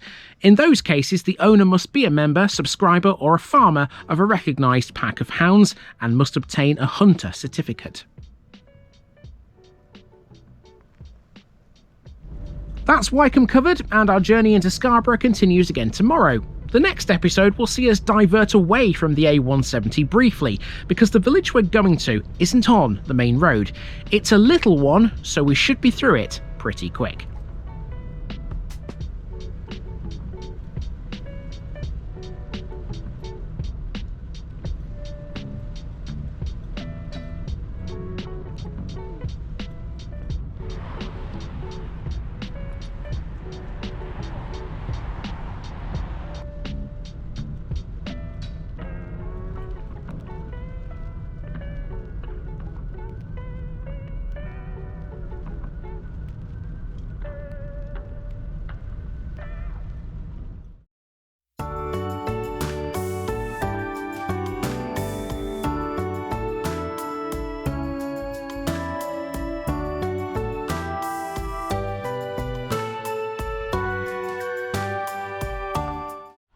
Hello folks, welcome back to Scarborough for episode number 4. It's just starting to rain a little bit now, so for this episode I'm going to look rather daft because I've got my hood up.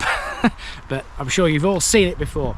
Now, this is a very small village. It's the smallest one we're doing this week. It's a dead straight linear job as well, so it's just a case of walking from one end to the other basically.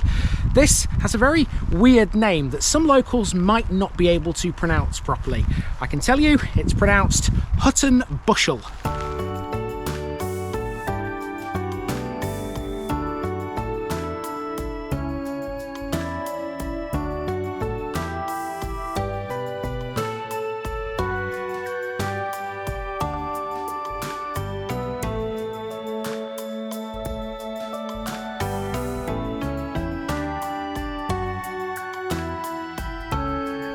Hutton Buscel, high town belonging to the Buscel family. Today in Scarborough, we've diverted away from the A170 for an episode because the next parish along the route into town is Hutton Buscel. The main settlement here is the village of the same name, and it's a way away from the main road.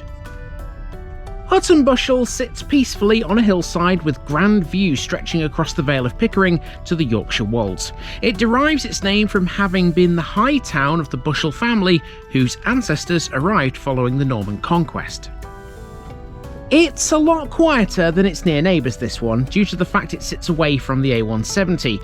Most traffic will fly past this place using that road, totally unaware that Hutton Buscel has a few things to discover historically. Did you know, for example, a saint was born here? Yep, that's right, he was named Thomas Welborn, and he became a saint in 1929, some 324 years after he was executed in York. Another famous man to have graced these streets was George Osbaldeston, who was quite a keen sportsman by all accounts. He loved horse racing, but he also loved to blow money on it by way of betting. He still has a presence around here despite the fact he died in 1866. Some say his ghost haunts Charm Park at Wykeham. Let's see what else Hutton Buscel has to tell us.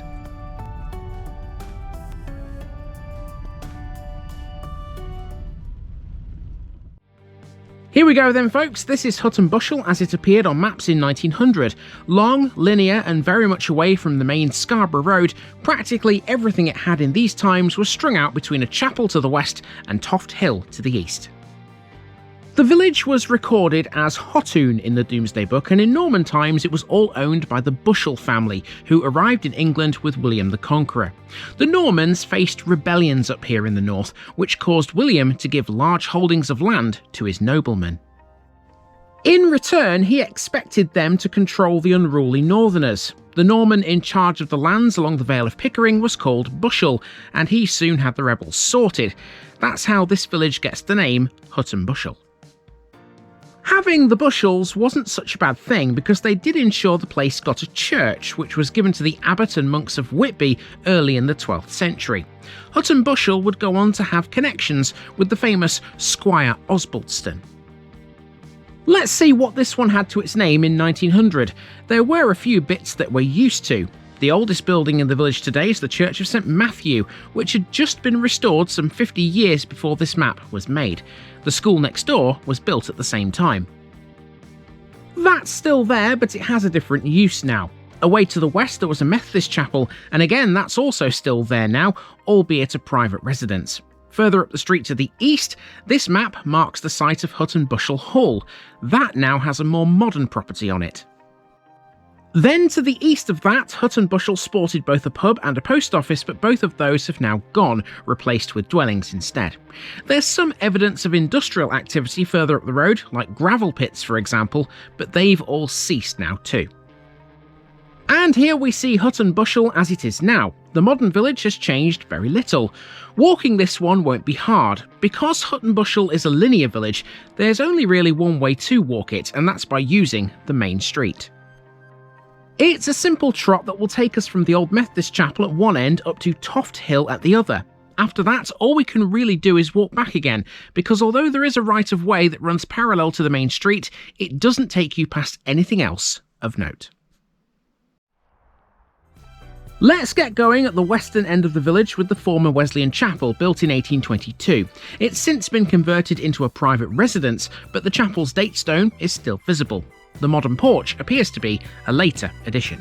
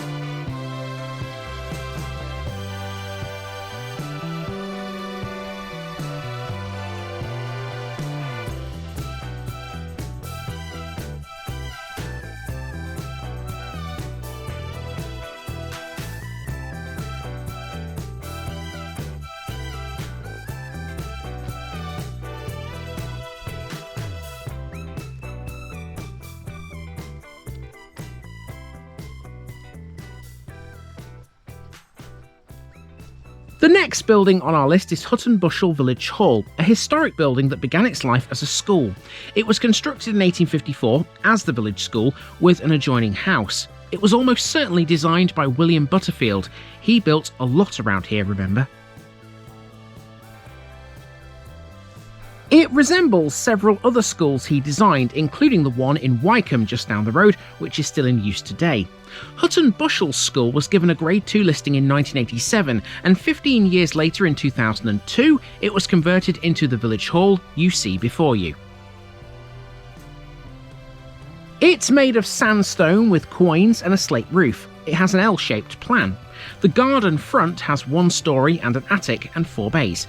It contains a mullioned and transomed window, sash windows and 2 half dormers. Speaking of schools, by the way, a well-known Hutton Bushel man was Thomas Welborn, a schoolmaster who was born in the village. He's alternatively known as the Hutton Bushel Saint, after he was beatified by Pope Pius XII on the 15th of December 1929. Welborn lived in the late 16th and early 17th century and was executed in York. He was hung, drawn and quartered at York on the 1st of August 1605 for persuading to popery. It took 324 years, but he was finally recognised.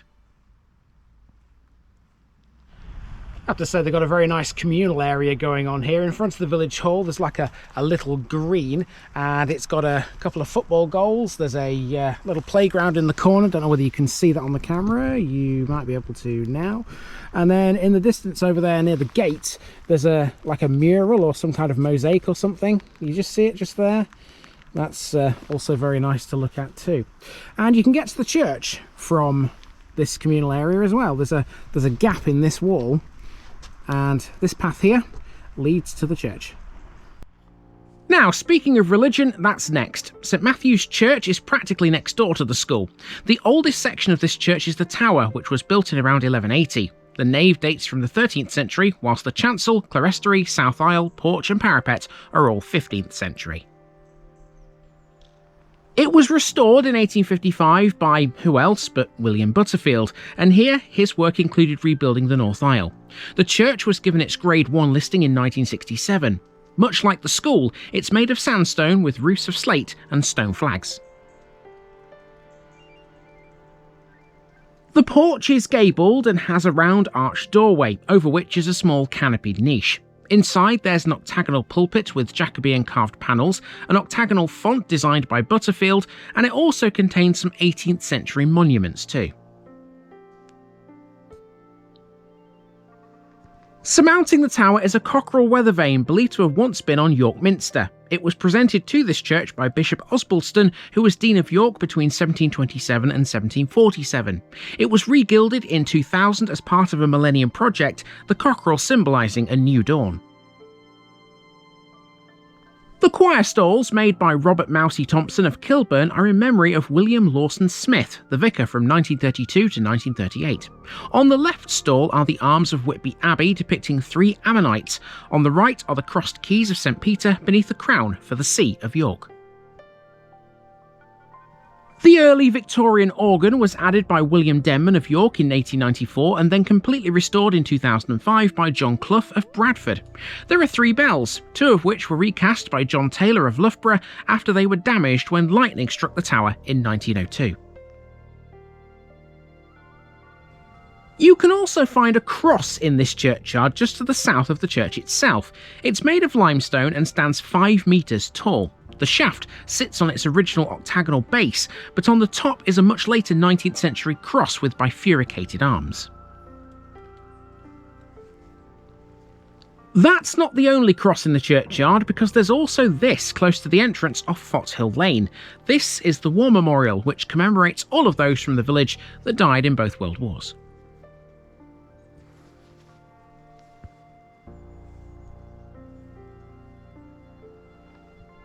Now, there are 2 approaches to this church. One, which used to be the main entrance, is by Church Lane through a lit gate which was designed by Basil Champneys and given by Thomas Gurney Little in memory of his first wife, Hannah. The gate was restored in 2002. The The second entrance, termed Vicar's Walk, is the one now in common use, but was only made available to the public in late Victorian times. Prior to this, it was used solely by the vicar and the lay rector as it crossed the grounds of the old hall.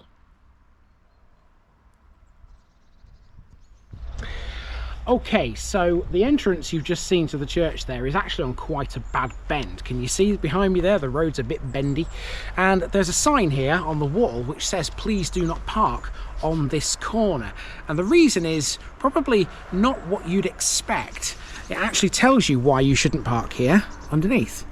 Please do not park on this corner because it obstructs the bus route. So yes indeed, Hutton Buscel used to have a hall, but it doesn't any longer. The site of it was marked on the maps at the beginning though, if you recall. There are several clues to its once existence that still remain, like the high walls around the modern church meadows built in its place.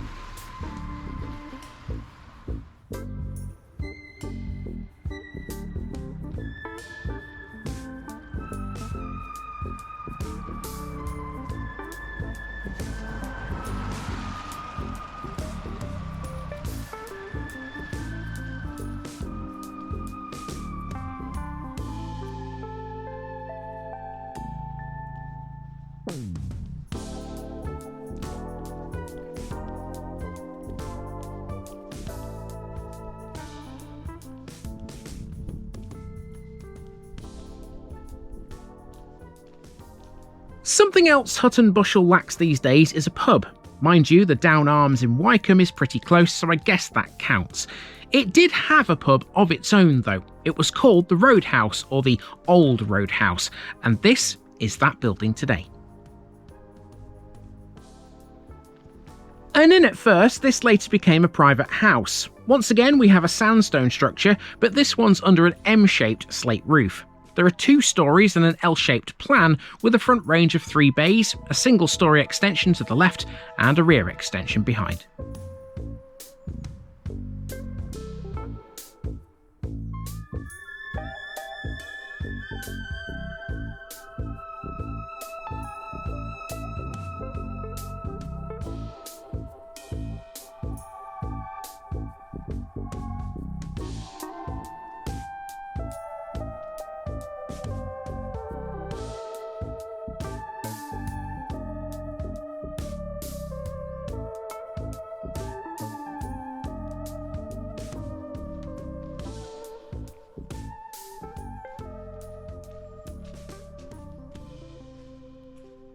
Hutton Buscel also has no shop or post office, but you don't have to go very far to see some evidence of the latter.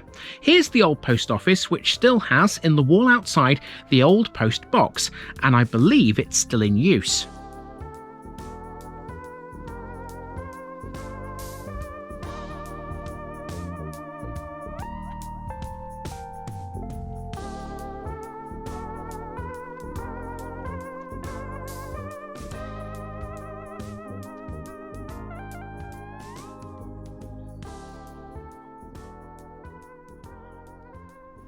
Now, from here all the way to the eastern end of the village, it's housing. This gives me a chance to chuck in a mention of the Osbaldeston family. We've only fleetingly mentioned them up to now. You'll recall the name cropping up when we were in the churchyard back there.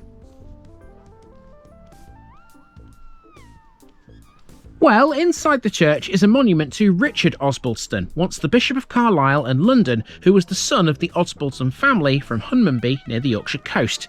It was, however, another family member with which Hutton Buscel was more famously associated with. George Osbaldeston was of a later generation of the family and was known affectionately as the Old Squire. He was acclaimed to be a super sportsman, being one of the best shots, riders, cricketers and oarsmen who ever lived, apparently anyway. But it was his passion for fox hunting where his greatest acclaim lay.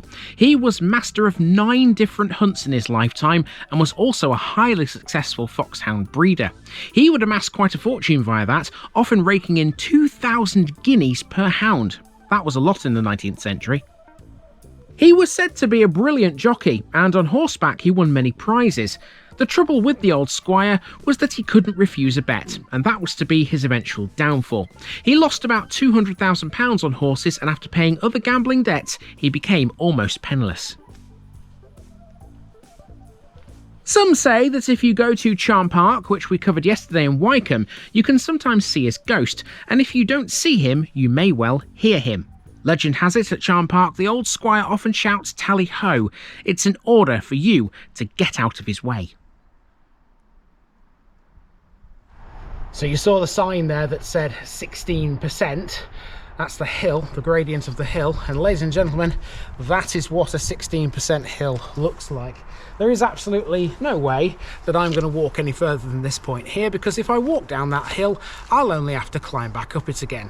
So we'll do that in the car. I've got to actually get back to the car now, so we'll turn around here and head back. On the way, we will pass the bus shelter, which you saw a moment ago. That's got a parish notice board in it, so I'll leave a card in there as we go, and then we'll get out of here. Just before we leave this one alone, there's the small matter of Wykeham Lakes to discuss, which sit within Hutton Buscel. Since 2017, Wykeham Lakes have had a new name, the North Yorkshire Water Park, and this is how that came about. The North Yorkshire Water Park is located on land that between August 1918 and June 1919 was RAF West Ayton. It was a basic aerodrome with a grass runway, one Bessenau canvas-covered hangar and a small hut with a telephone. The aircrew and staff sheltered in farm buildings which have since been demolished. The airfield's main squadron was No. 251, which had around 94 men on its roster. Billeted locally, the airmen earned a reputation of being high-spirited. They flew anti-submarine patrols over the North Sea in the cumbersome Airco DH-6, nicknamed the Clockwork Mouse and the Flying Coffin. It proved impossible for the pilots to simultaneously fly, spot and then bomb U-boats single-handed, but they were still a potent deterrent. Soon after the end of hostilities, the airfield was abandoned. However, a number of unexploded incendiary bombs have been found buried in the surrounding fields, reminding local farmers of its once existence.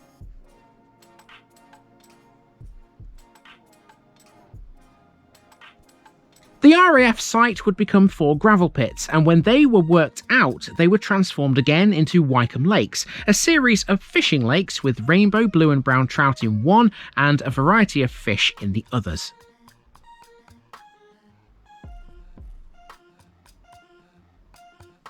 Owned by the Dorney estate, Wykeham Lakes still provides the best variety of coarse fishing in the area, but now the lakes have another purpose. The new North Yorkshire Water Park venture was officially launched at Wykeham Lakes in 2017.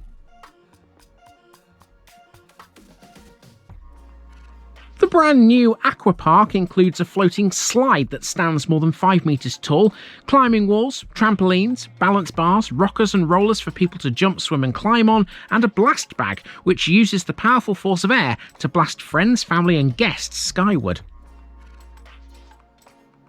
When it opened, the manager of the Dorney estate described it as a significant investment for the area, and it resulted in the creation of at least 15 full-time jobs. The North Yorkshire coast is fast becoming a tourism hotspot, and this went some way to aiding that status.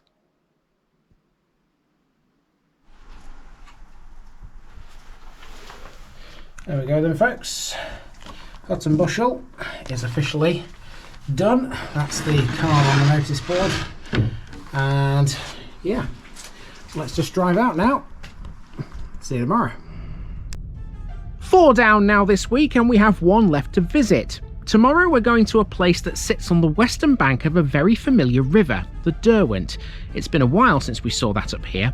The village in question has a fabulous bridge over that watercourse. I'll see you there.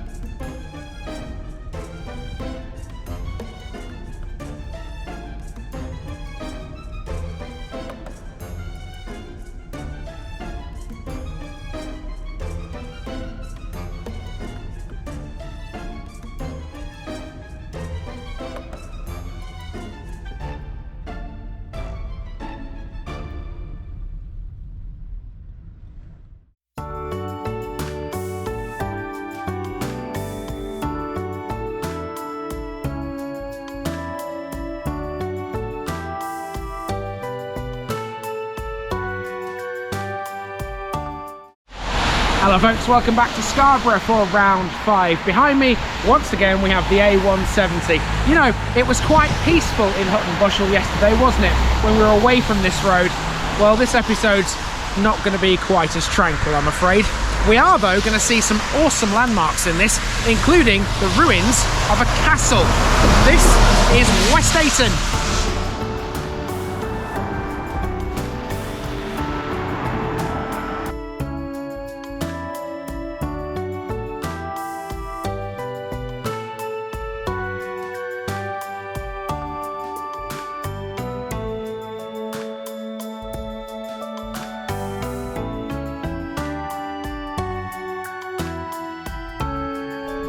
West Ayton, farm on the western side of a river. We end this first run of parishes in Scarborough with the first of a pair of twins. Today we find ourselves on the banks of the River Derwent, a stone's throw away from Scarborough itself now. The Derwent divides the village here into two pieces. On the eastern bank you have East Ayton, and on the western bank you have West Ayton. The two are one and the same village, but they both command their own parishes, and as such they will get separate episodes. West Ayton is the smaller of the two, but arguably it's the more interesting. West Ayton has one of Scarborough's best known historical sites, the ruins of Ayton Castle. They sit on a hill above the Derwent, overlooking practically everything on either side of the river. You can walk to the ruins as well, there's a right of way that passes them. Also notable here is the bridge that connects the two sides of Ayton together over the Derwent. It was repaired using stone from the castle in the 1670s. Today, the bridge carries the A170 into Scarborough, so it's a vital link between the town and the Forge Valley. And speaking of the Forge Valley, once again we'll meet a station on the old railway line that had that name. West Ayton is also where you'll find a pub that bears the Forge Valley name. It's much more modern in places too, this one, so get ready for something a little different here.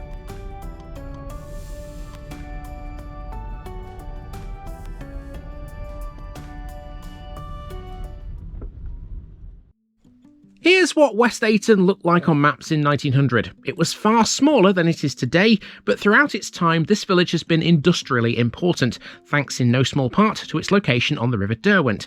Ayton is the reason why the Forge Valley is so named. Understanding West Ayton means by default also understanding its eastern counterpart too. To many Scarboroughians, East and West Ayton blend into one village, but nothing could be further from the truth. Divided only by the River Derwent, they are further apart than chalk and cheese. They both, though, occupy an area of land at the foot of the gentle southern slopes of the Tabular Hills. The Derwent cuts through this higher ground here to create a small valley. As we know already, there was a railway built across these parts, which was termed the Forge Valley Line. Where does that name actually come from, though? Well, it's partly related to the river. The valley is the very same through which the Derwent passes at this point. As for the forge part, for that we have to understand the local industry. During the 13th and 14th centuries, the main industry around here was the production of wool, which was transported to Hull. Even today, East Ayton still has the remains of a fulling mill on the banks of the Derwent. In addition, there was an ancient iron forge in East Ayton, but its exact location is unknown. That self-same forge was recorded as being a chapel of ease in 1840, and it's that building that led to the name of the Forge Valley, through which the Derwent flows between the Ayton villages. Whilst East Ayton has expanded massively since these times and has always had the main church for the two villages, it's West Ayton that should be considered the much more important village historically. Zooming in, we can see potentially why here. It was on the western side of the river where Ayton Castle was located, towering over the Forge Valley. In ruins today, that castle is arguably the most important landmark of the lot here. By default, West Ayton also claims the bridge over the river thanks to the castle's stone. West Ayton's industrial prowess is clear here. The railway station was located on this side of the river, allowing goods to be transported to and from the area. Nearby you can see a hotel. That's the Forge Valley Inn today, one of the oldest public houses in the Scarborough area.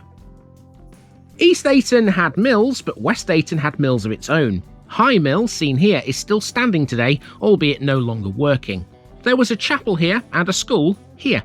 In short, barring a main church, West Ayton had a lot, despite the fact it was relatively small. This is what the village looks like now. Both the Aytons have expanded greatly, although it's East Ayton that's seen the most when it comes to new builds. West Ayton has grown a lot to the south, mainly because the north, with its steep hillside and narrow streets, isn't as easy to build on. This is how we're going to explore the western side of Ayton. Despite all the new builds, there's no easy walking route around the newer area, so we'll have to drive through that. That said, the main action here is all alongside the Derwent and the A170 anyway. We'll begin our walk at the doctor's surgery just off the A170 close to the boundary with Hutton Buscel. Heading east, we'll work our way up the hillside to the old school and then on to the site of Ayton Castle. I'm hoping for a brilliant view over the river there. Then we'll get ourselves to the bridge that connects the two sides of Ayton before working our way back down the A170, taking in the Forge Valley Inn, the old railway station, a library and a Methodist chapel.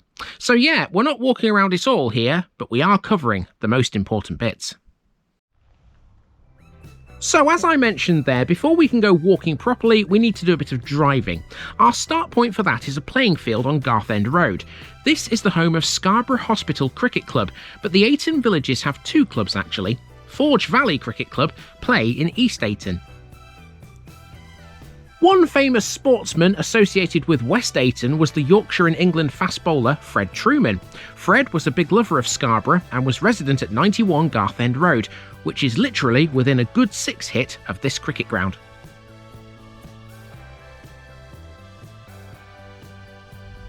Let's drive through this newer area of West Ayton now, which is generally speaking defined by the housing to the west of Garthend Road.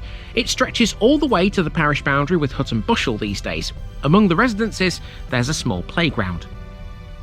Not all of this area is super brand new. A lot of it is mid-20th century housing, built in the form of bungalows on streets like Farside Road, Broughton Road and Candler Avenue. Since those came along though, West Ayton has expanded again. There are plans afoot to build yet more houses in West Ayton in the coming years. There's one specific area that developers are looking at, and that would be a former highways depot not far from where we are right now. It's an ambitious plan, as we'll discover later.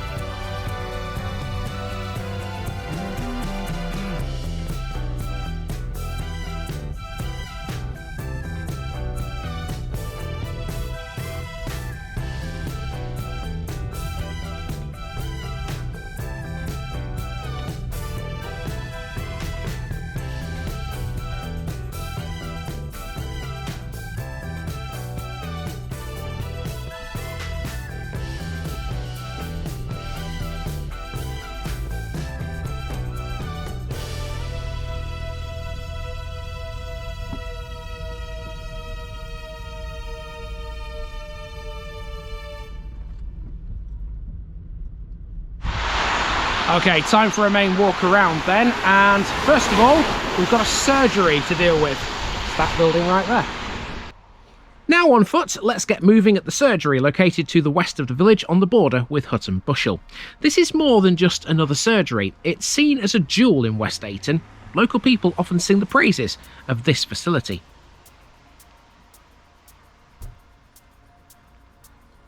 It offers a very well-run service at a time of, shall we say, mixed reviews for the NHS as a whole. Very rarely does one have to wait even as long as 48 hours for an appointment, and all services and appointments are available online, including the pharmacy.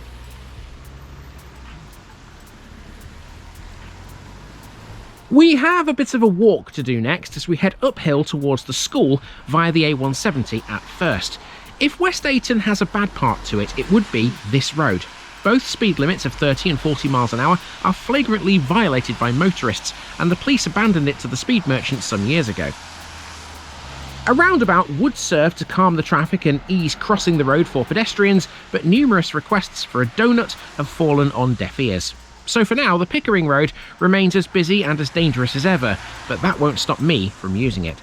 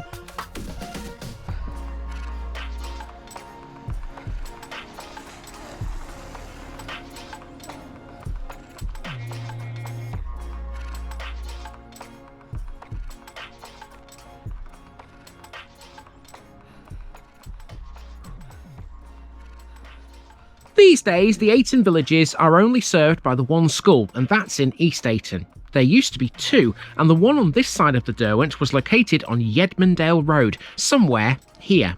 There appears to be nothing left of it now.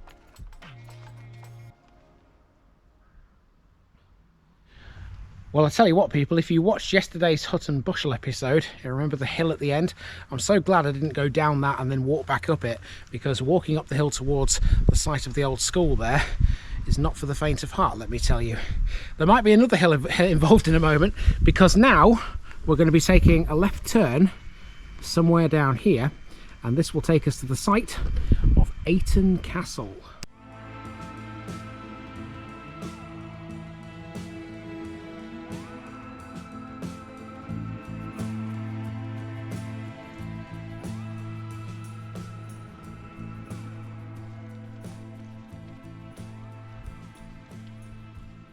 These are the remains of Ayton Castle, and it's been a fair old while since we saw anything quite like this on TVI.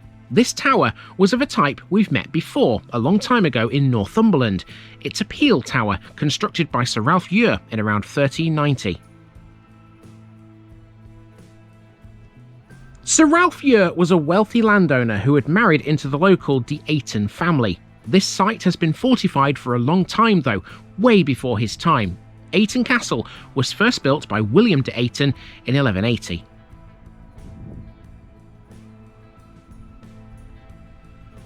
The history of Ayton Castle is truly bloodthirsty stuff. In fact, it's littered with tales of battles and conflict. In the 13th and 14th centuries, the north of England was regularly attacked by Scottish clans or English border reiver families.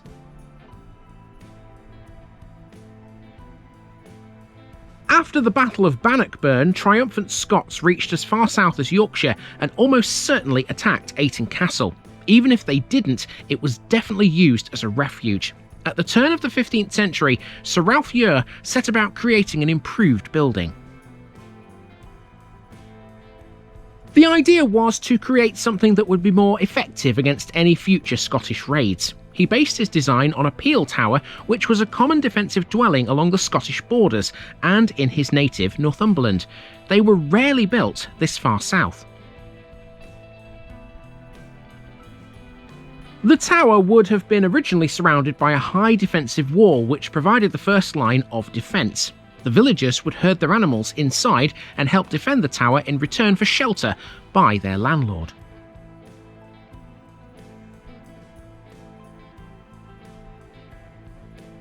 The only access into the tower was through an armoured door in the west wall which opened into the lower ground floor. That was divided into a kitchen and storeroom. The vaulted stone roof, which still survives, protected the tower above in case of fire. Peel towers were built with little consideration for comfort. When living standards had improved by the 1500s, it was the harsh conditions of the tower that encouraged the Ure family to move to the relative luxury of their Malton mansion.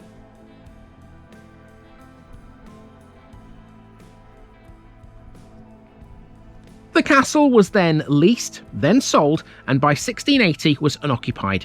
In 1775, stones from the ruined castle were used in the construction of the bridge between East and West Ayton. Finally, in Victorian times, the ground floor was adopted for use as a cowshed. Now, all the good views in Ayton are to be had in the west. On a fine day, it's worth walking to the top of the castle field for one of the best all-round views on the east coast. You can see the Vale of Pickering and cliffs to the east and the Wolds to the south.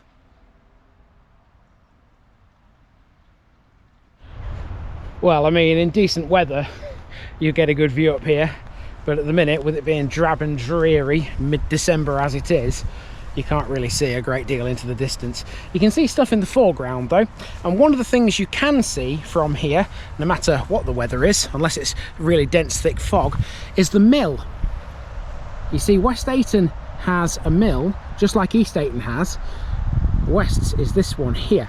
So let's get down off the castle mound and find our way to that.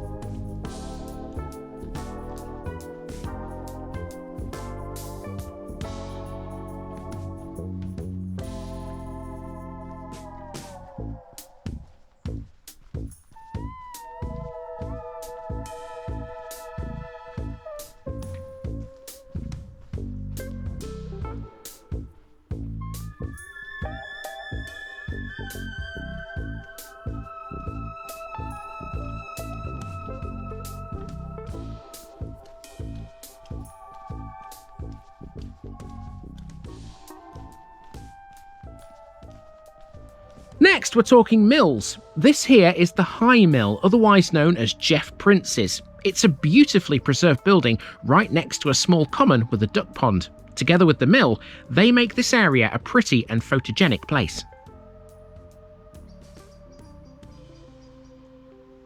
High Mill was water-powered and dates from 1800, although it does have earlier origins. It's made of coursed rubble sandstone with hammered stone dressings and a slate roof. The wing to the right originally housed the undershot mill wheel.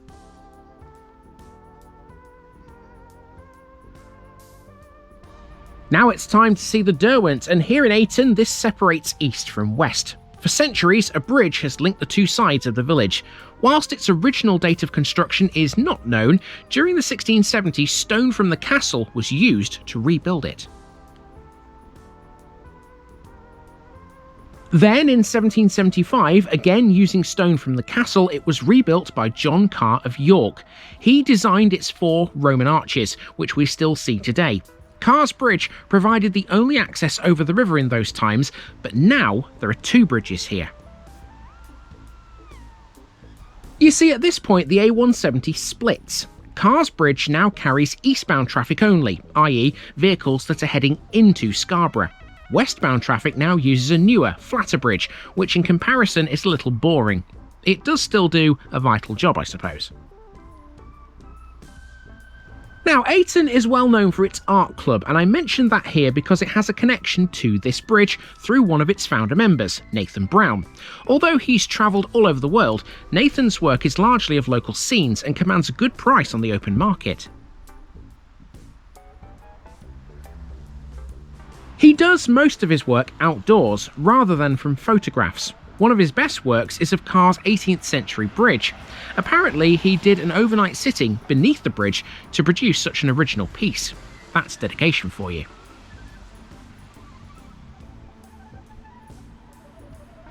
Just off the bridge, you'll pass the Ayton Methodist Chapel. This is a modern building which was built to replace a mid-19th century Wesleyan chapel that was very similar to the one in East Ayton, according to Nicholas Pevsner.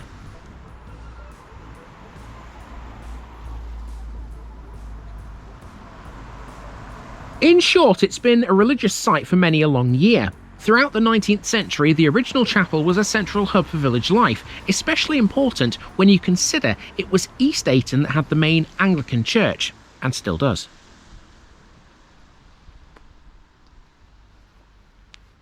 Well, I'll tell you something, there's plenty of little information boards around West Ayton. I've seen no end.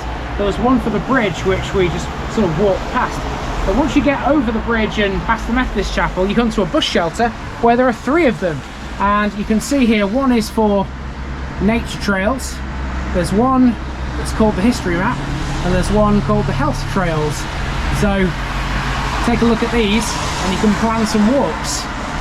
Now, I've not come across a parish notice board yet, but I think this is a good place to leave a card because lots of people will be bringing themselves to this bus shelter to check out all these potential walks they can do.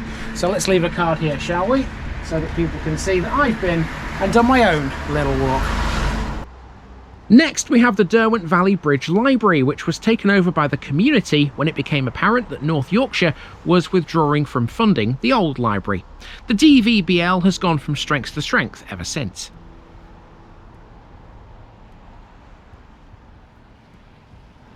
West Ayton only has the one pub, and on the maps at the beginning this was marked as a hotel.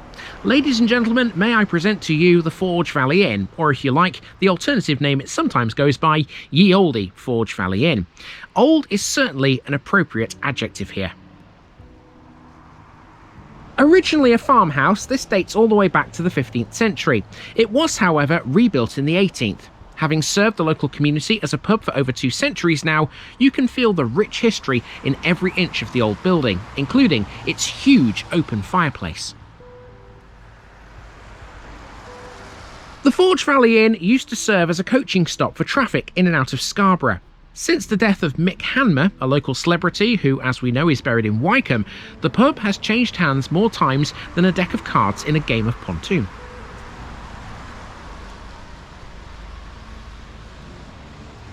Remaining popular with locals and visitors, it has a large lounge, a back bar, a restaurant and a function room with an impressive high ceiling. Home-cooked meals are served daily together with a Sunday carvery. Outside is a spacious beer garden and dogs and children are always welcome. Of course, the pub takes its name from the actual valley that we've been referring to all week, but normally that's been in the context of the old railway line. Handily, West Ayton was also served by a station on that old line, and you don't have to go far to find it.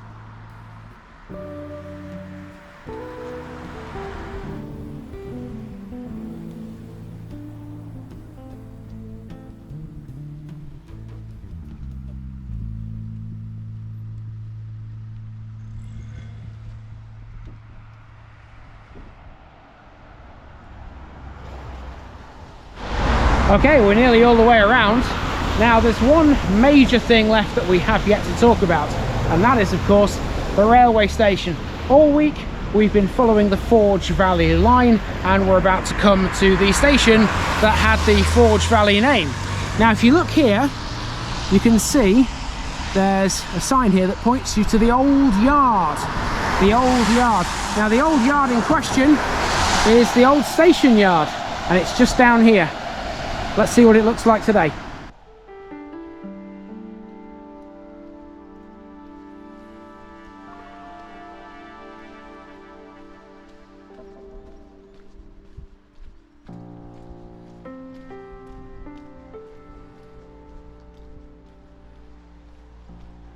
By the late 1880s and early 1890s, the major development in the area was the arrival of the Forge Valley Railway line, running from Scarborough to Pickering.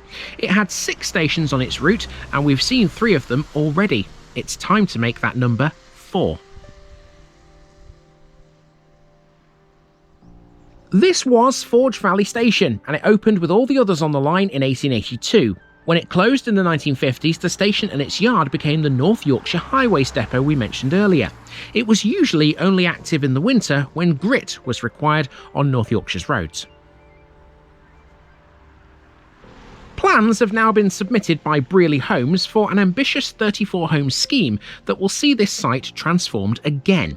It will see the conversion of the historic engine shed and the station house, enabling the site to retain its proud railway heritage. If given the go-ahead, the development will feature a selection of properties consisting of masonettes, terraced houses, semi-detached and detached homes. Designers have opted to convert the station into 4 one-bed flats, whilst the engine shed is set to become a new community facility.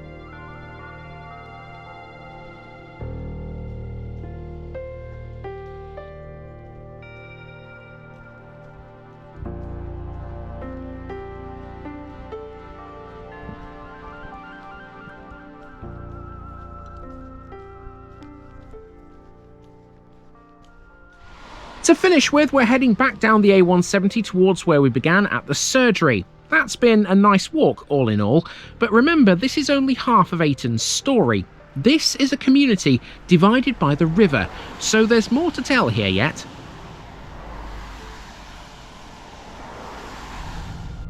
With West Ayton covered, we come to the end of the first run in Scarborough. I'll be back for East Ayton at some point in the future, as well as the rest of Scarborough. There's still 48 of them to do up here after all. So, see you all soon, you Scarboroughians. I hope you've enjoyed it thus far.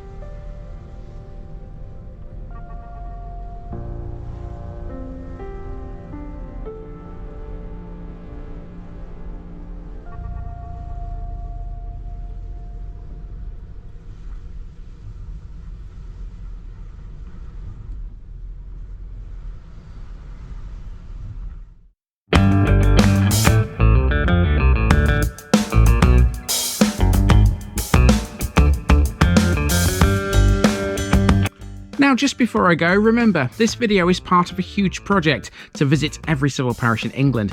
That's more than 10,000. These routes are pre-planned, and due to time constraints, I can't cover every detail or walk down every street. Please don't complain if this video missed something out. I pronounce names how I choose to. I am very aware that local dialect may vary, and I don't take kindly to criticism about this. You've been warned. It's impossible to know everything too. If this video was terrible, make your own. If you're a regular watcher of The Village Idiot, you're not the only one. If you've got a small business, why not use my videos to advertise it? Leave a comment below if you're interested. And finally, thanks for watching this episode, everybody. Give us a like and a subscribe if you've enjoyed this episode, and share it with your friends and relatives. It all helps to keep this mission going. Until next time, I've been Andy, also known as The Village Idiot, and I'm out.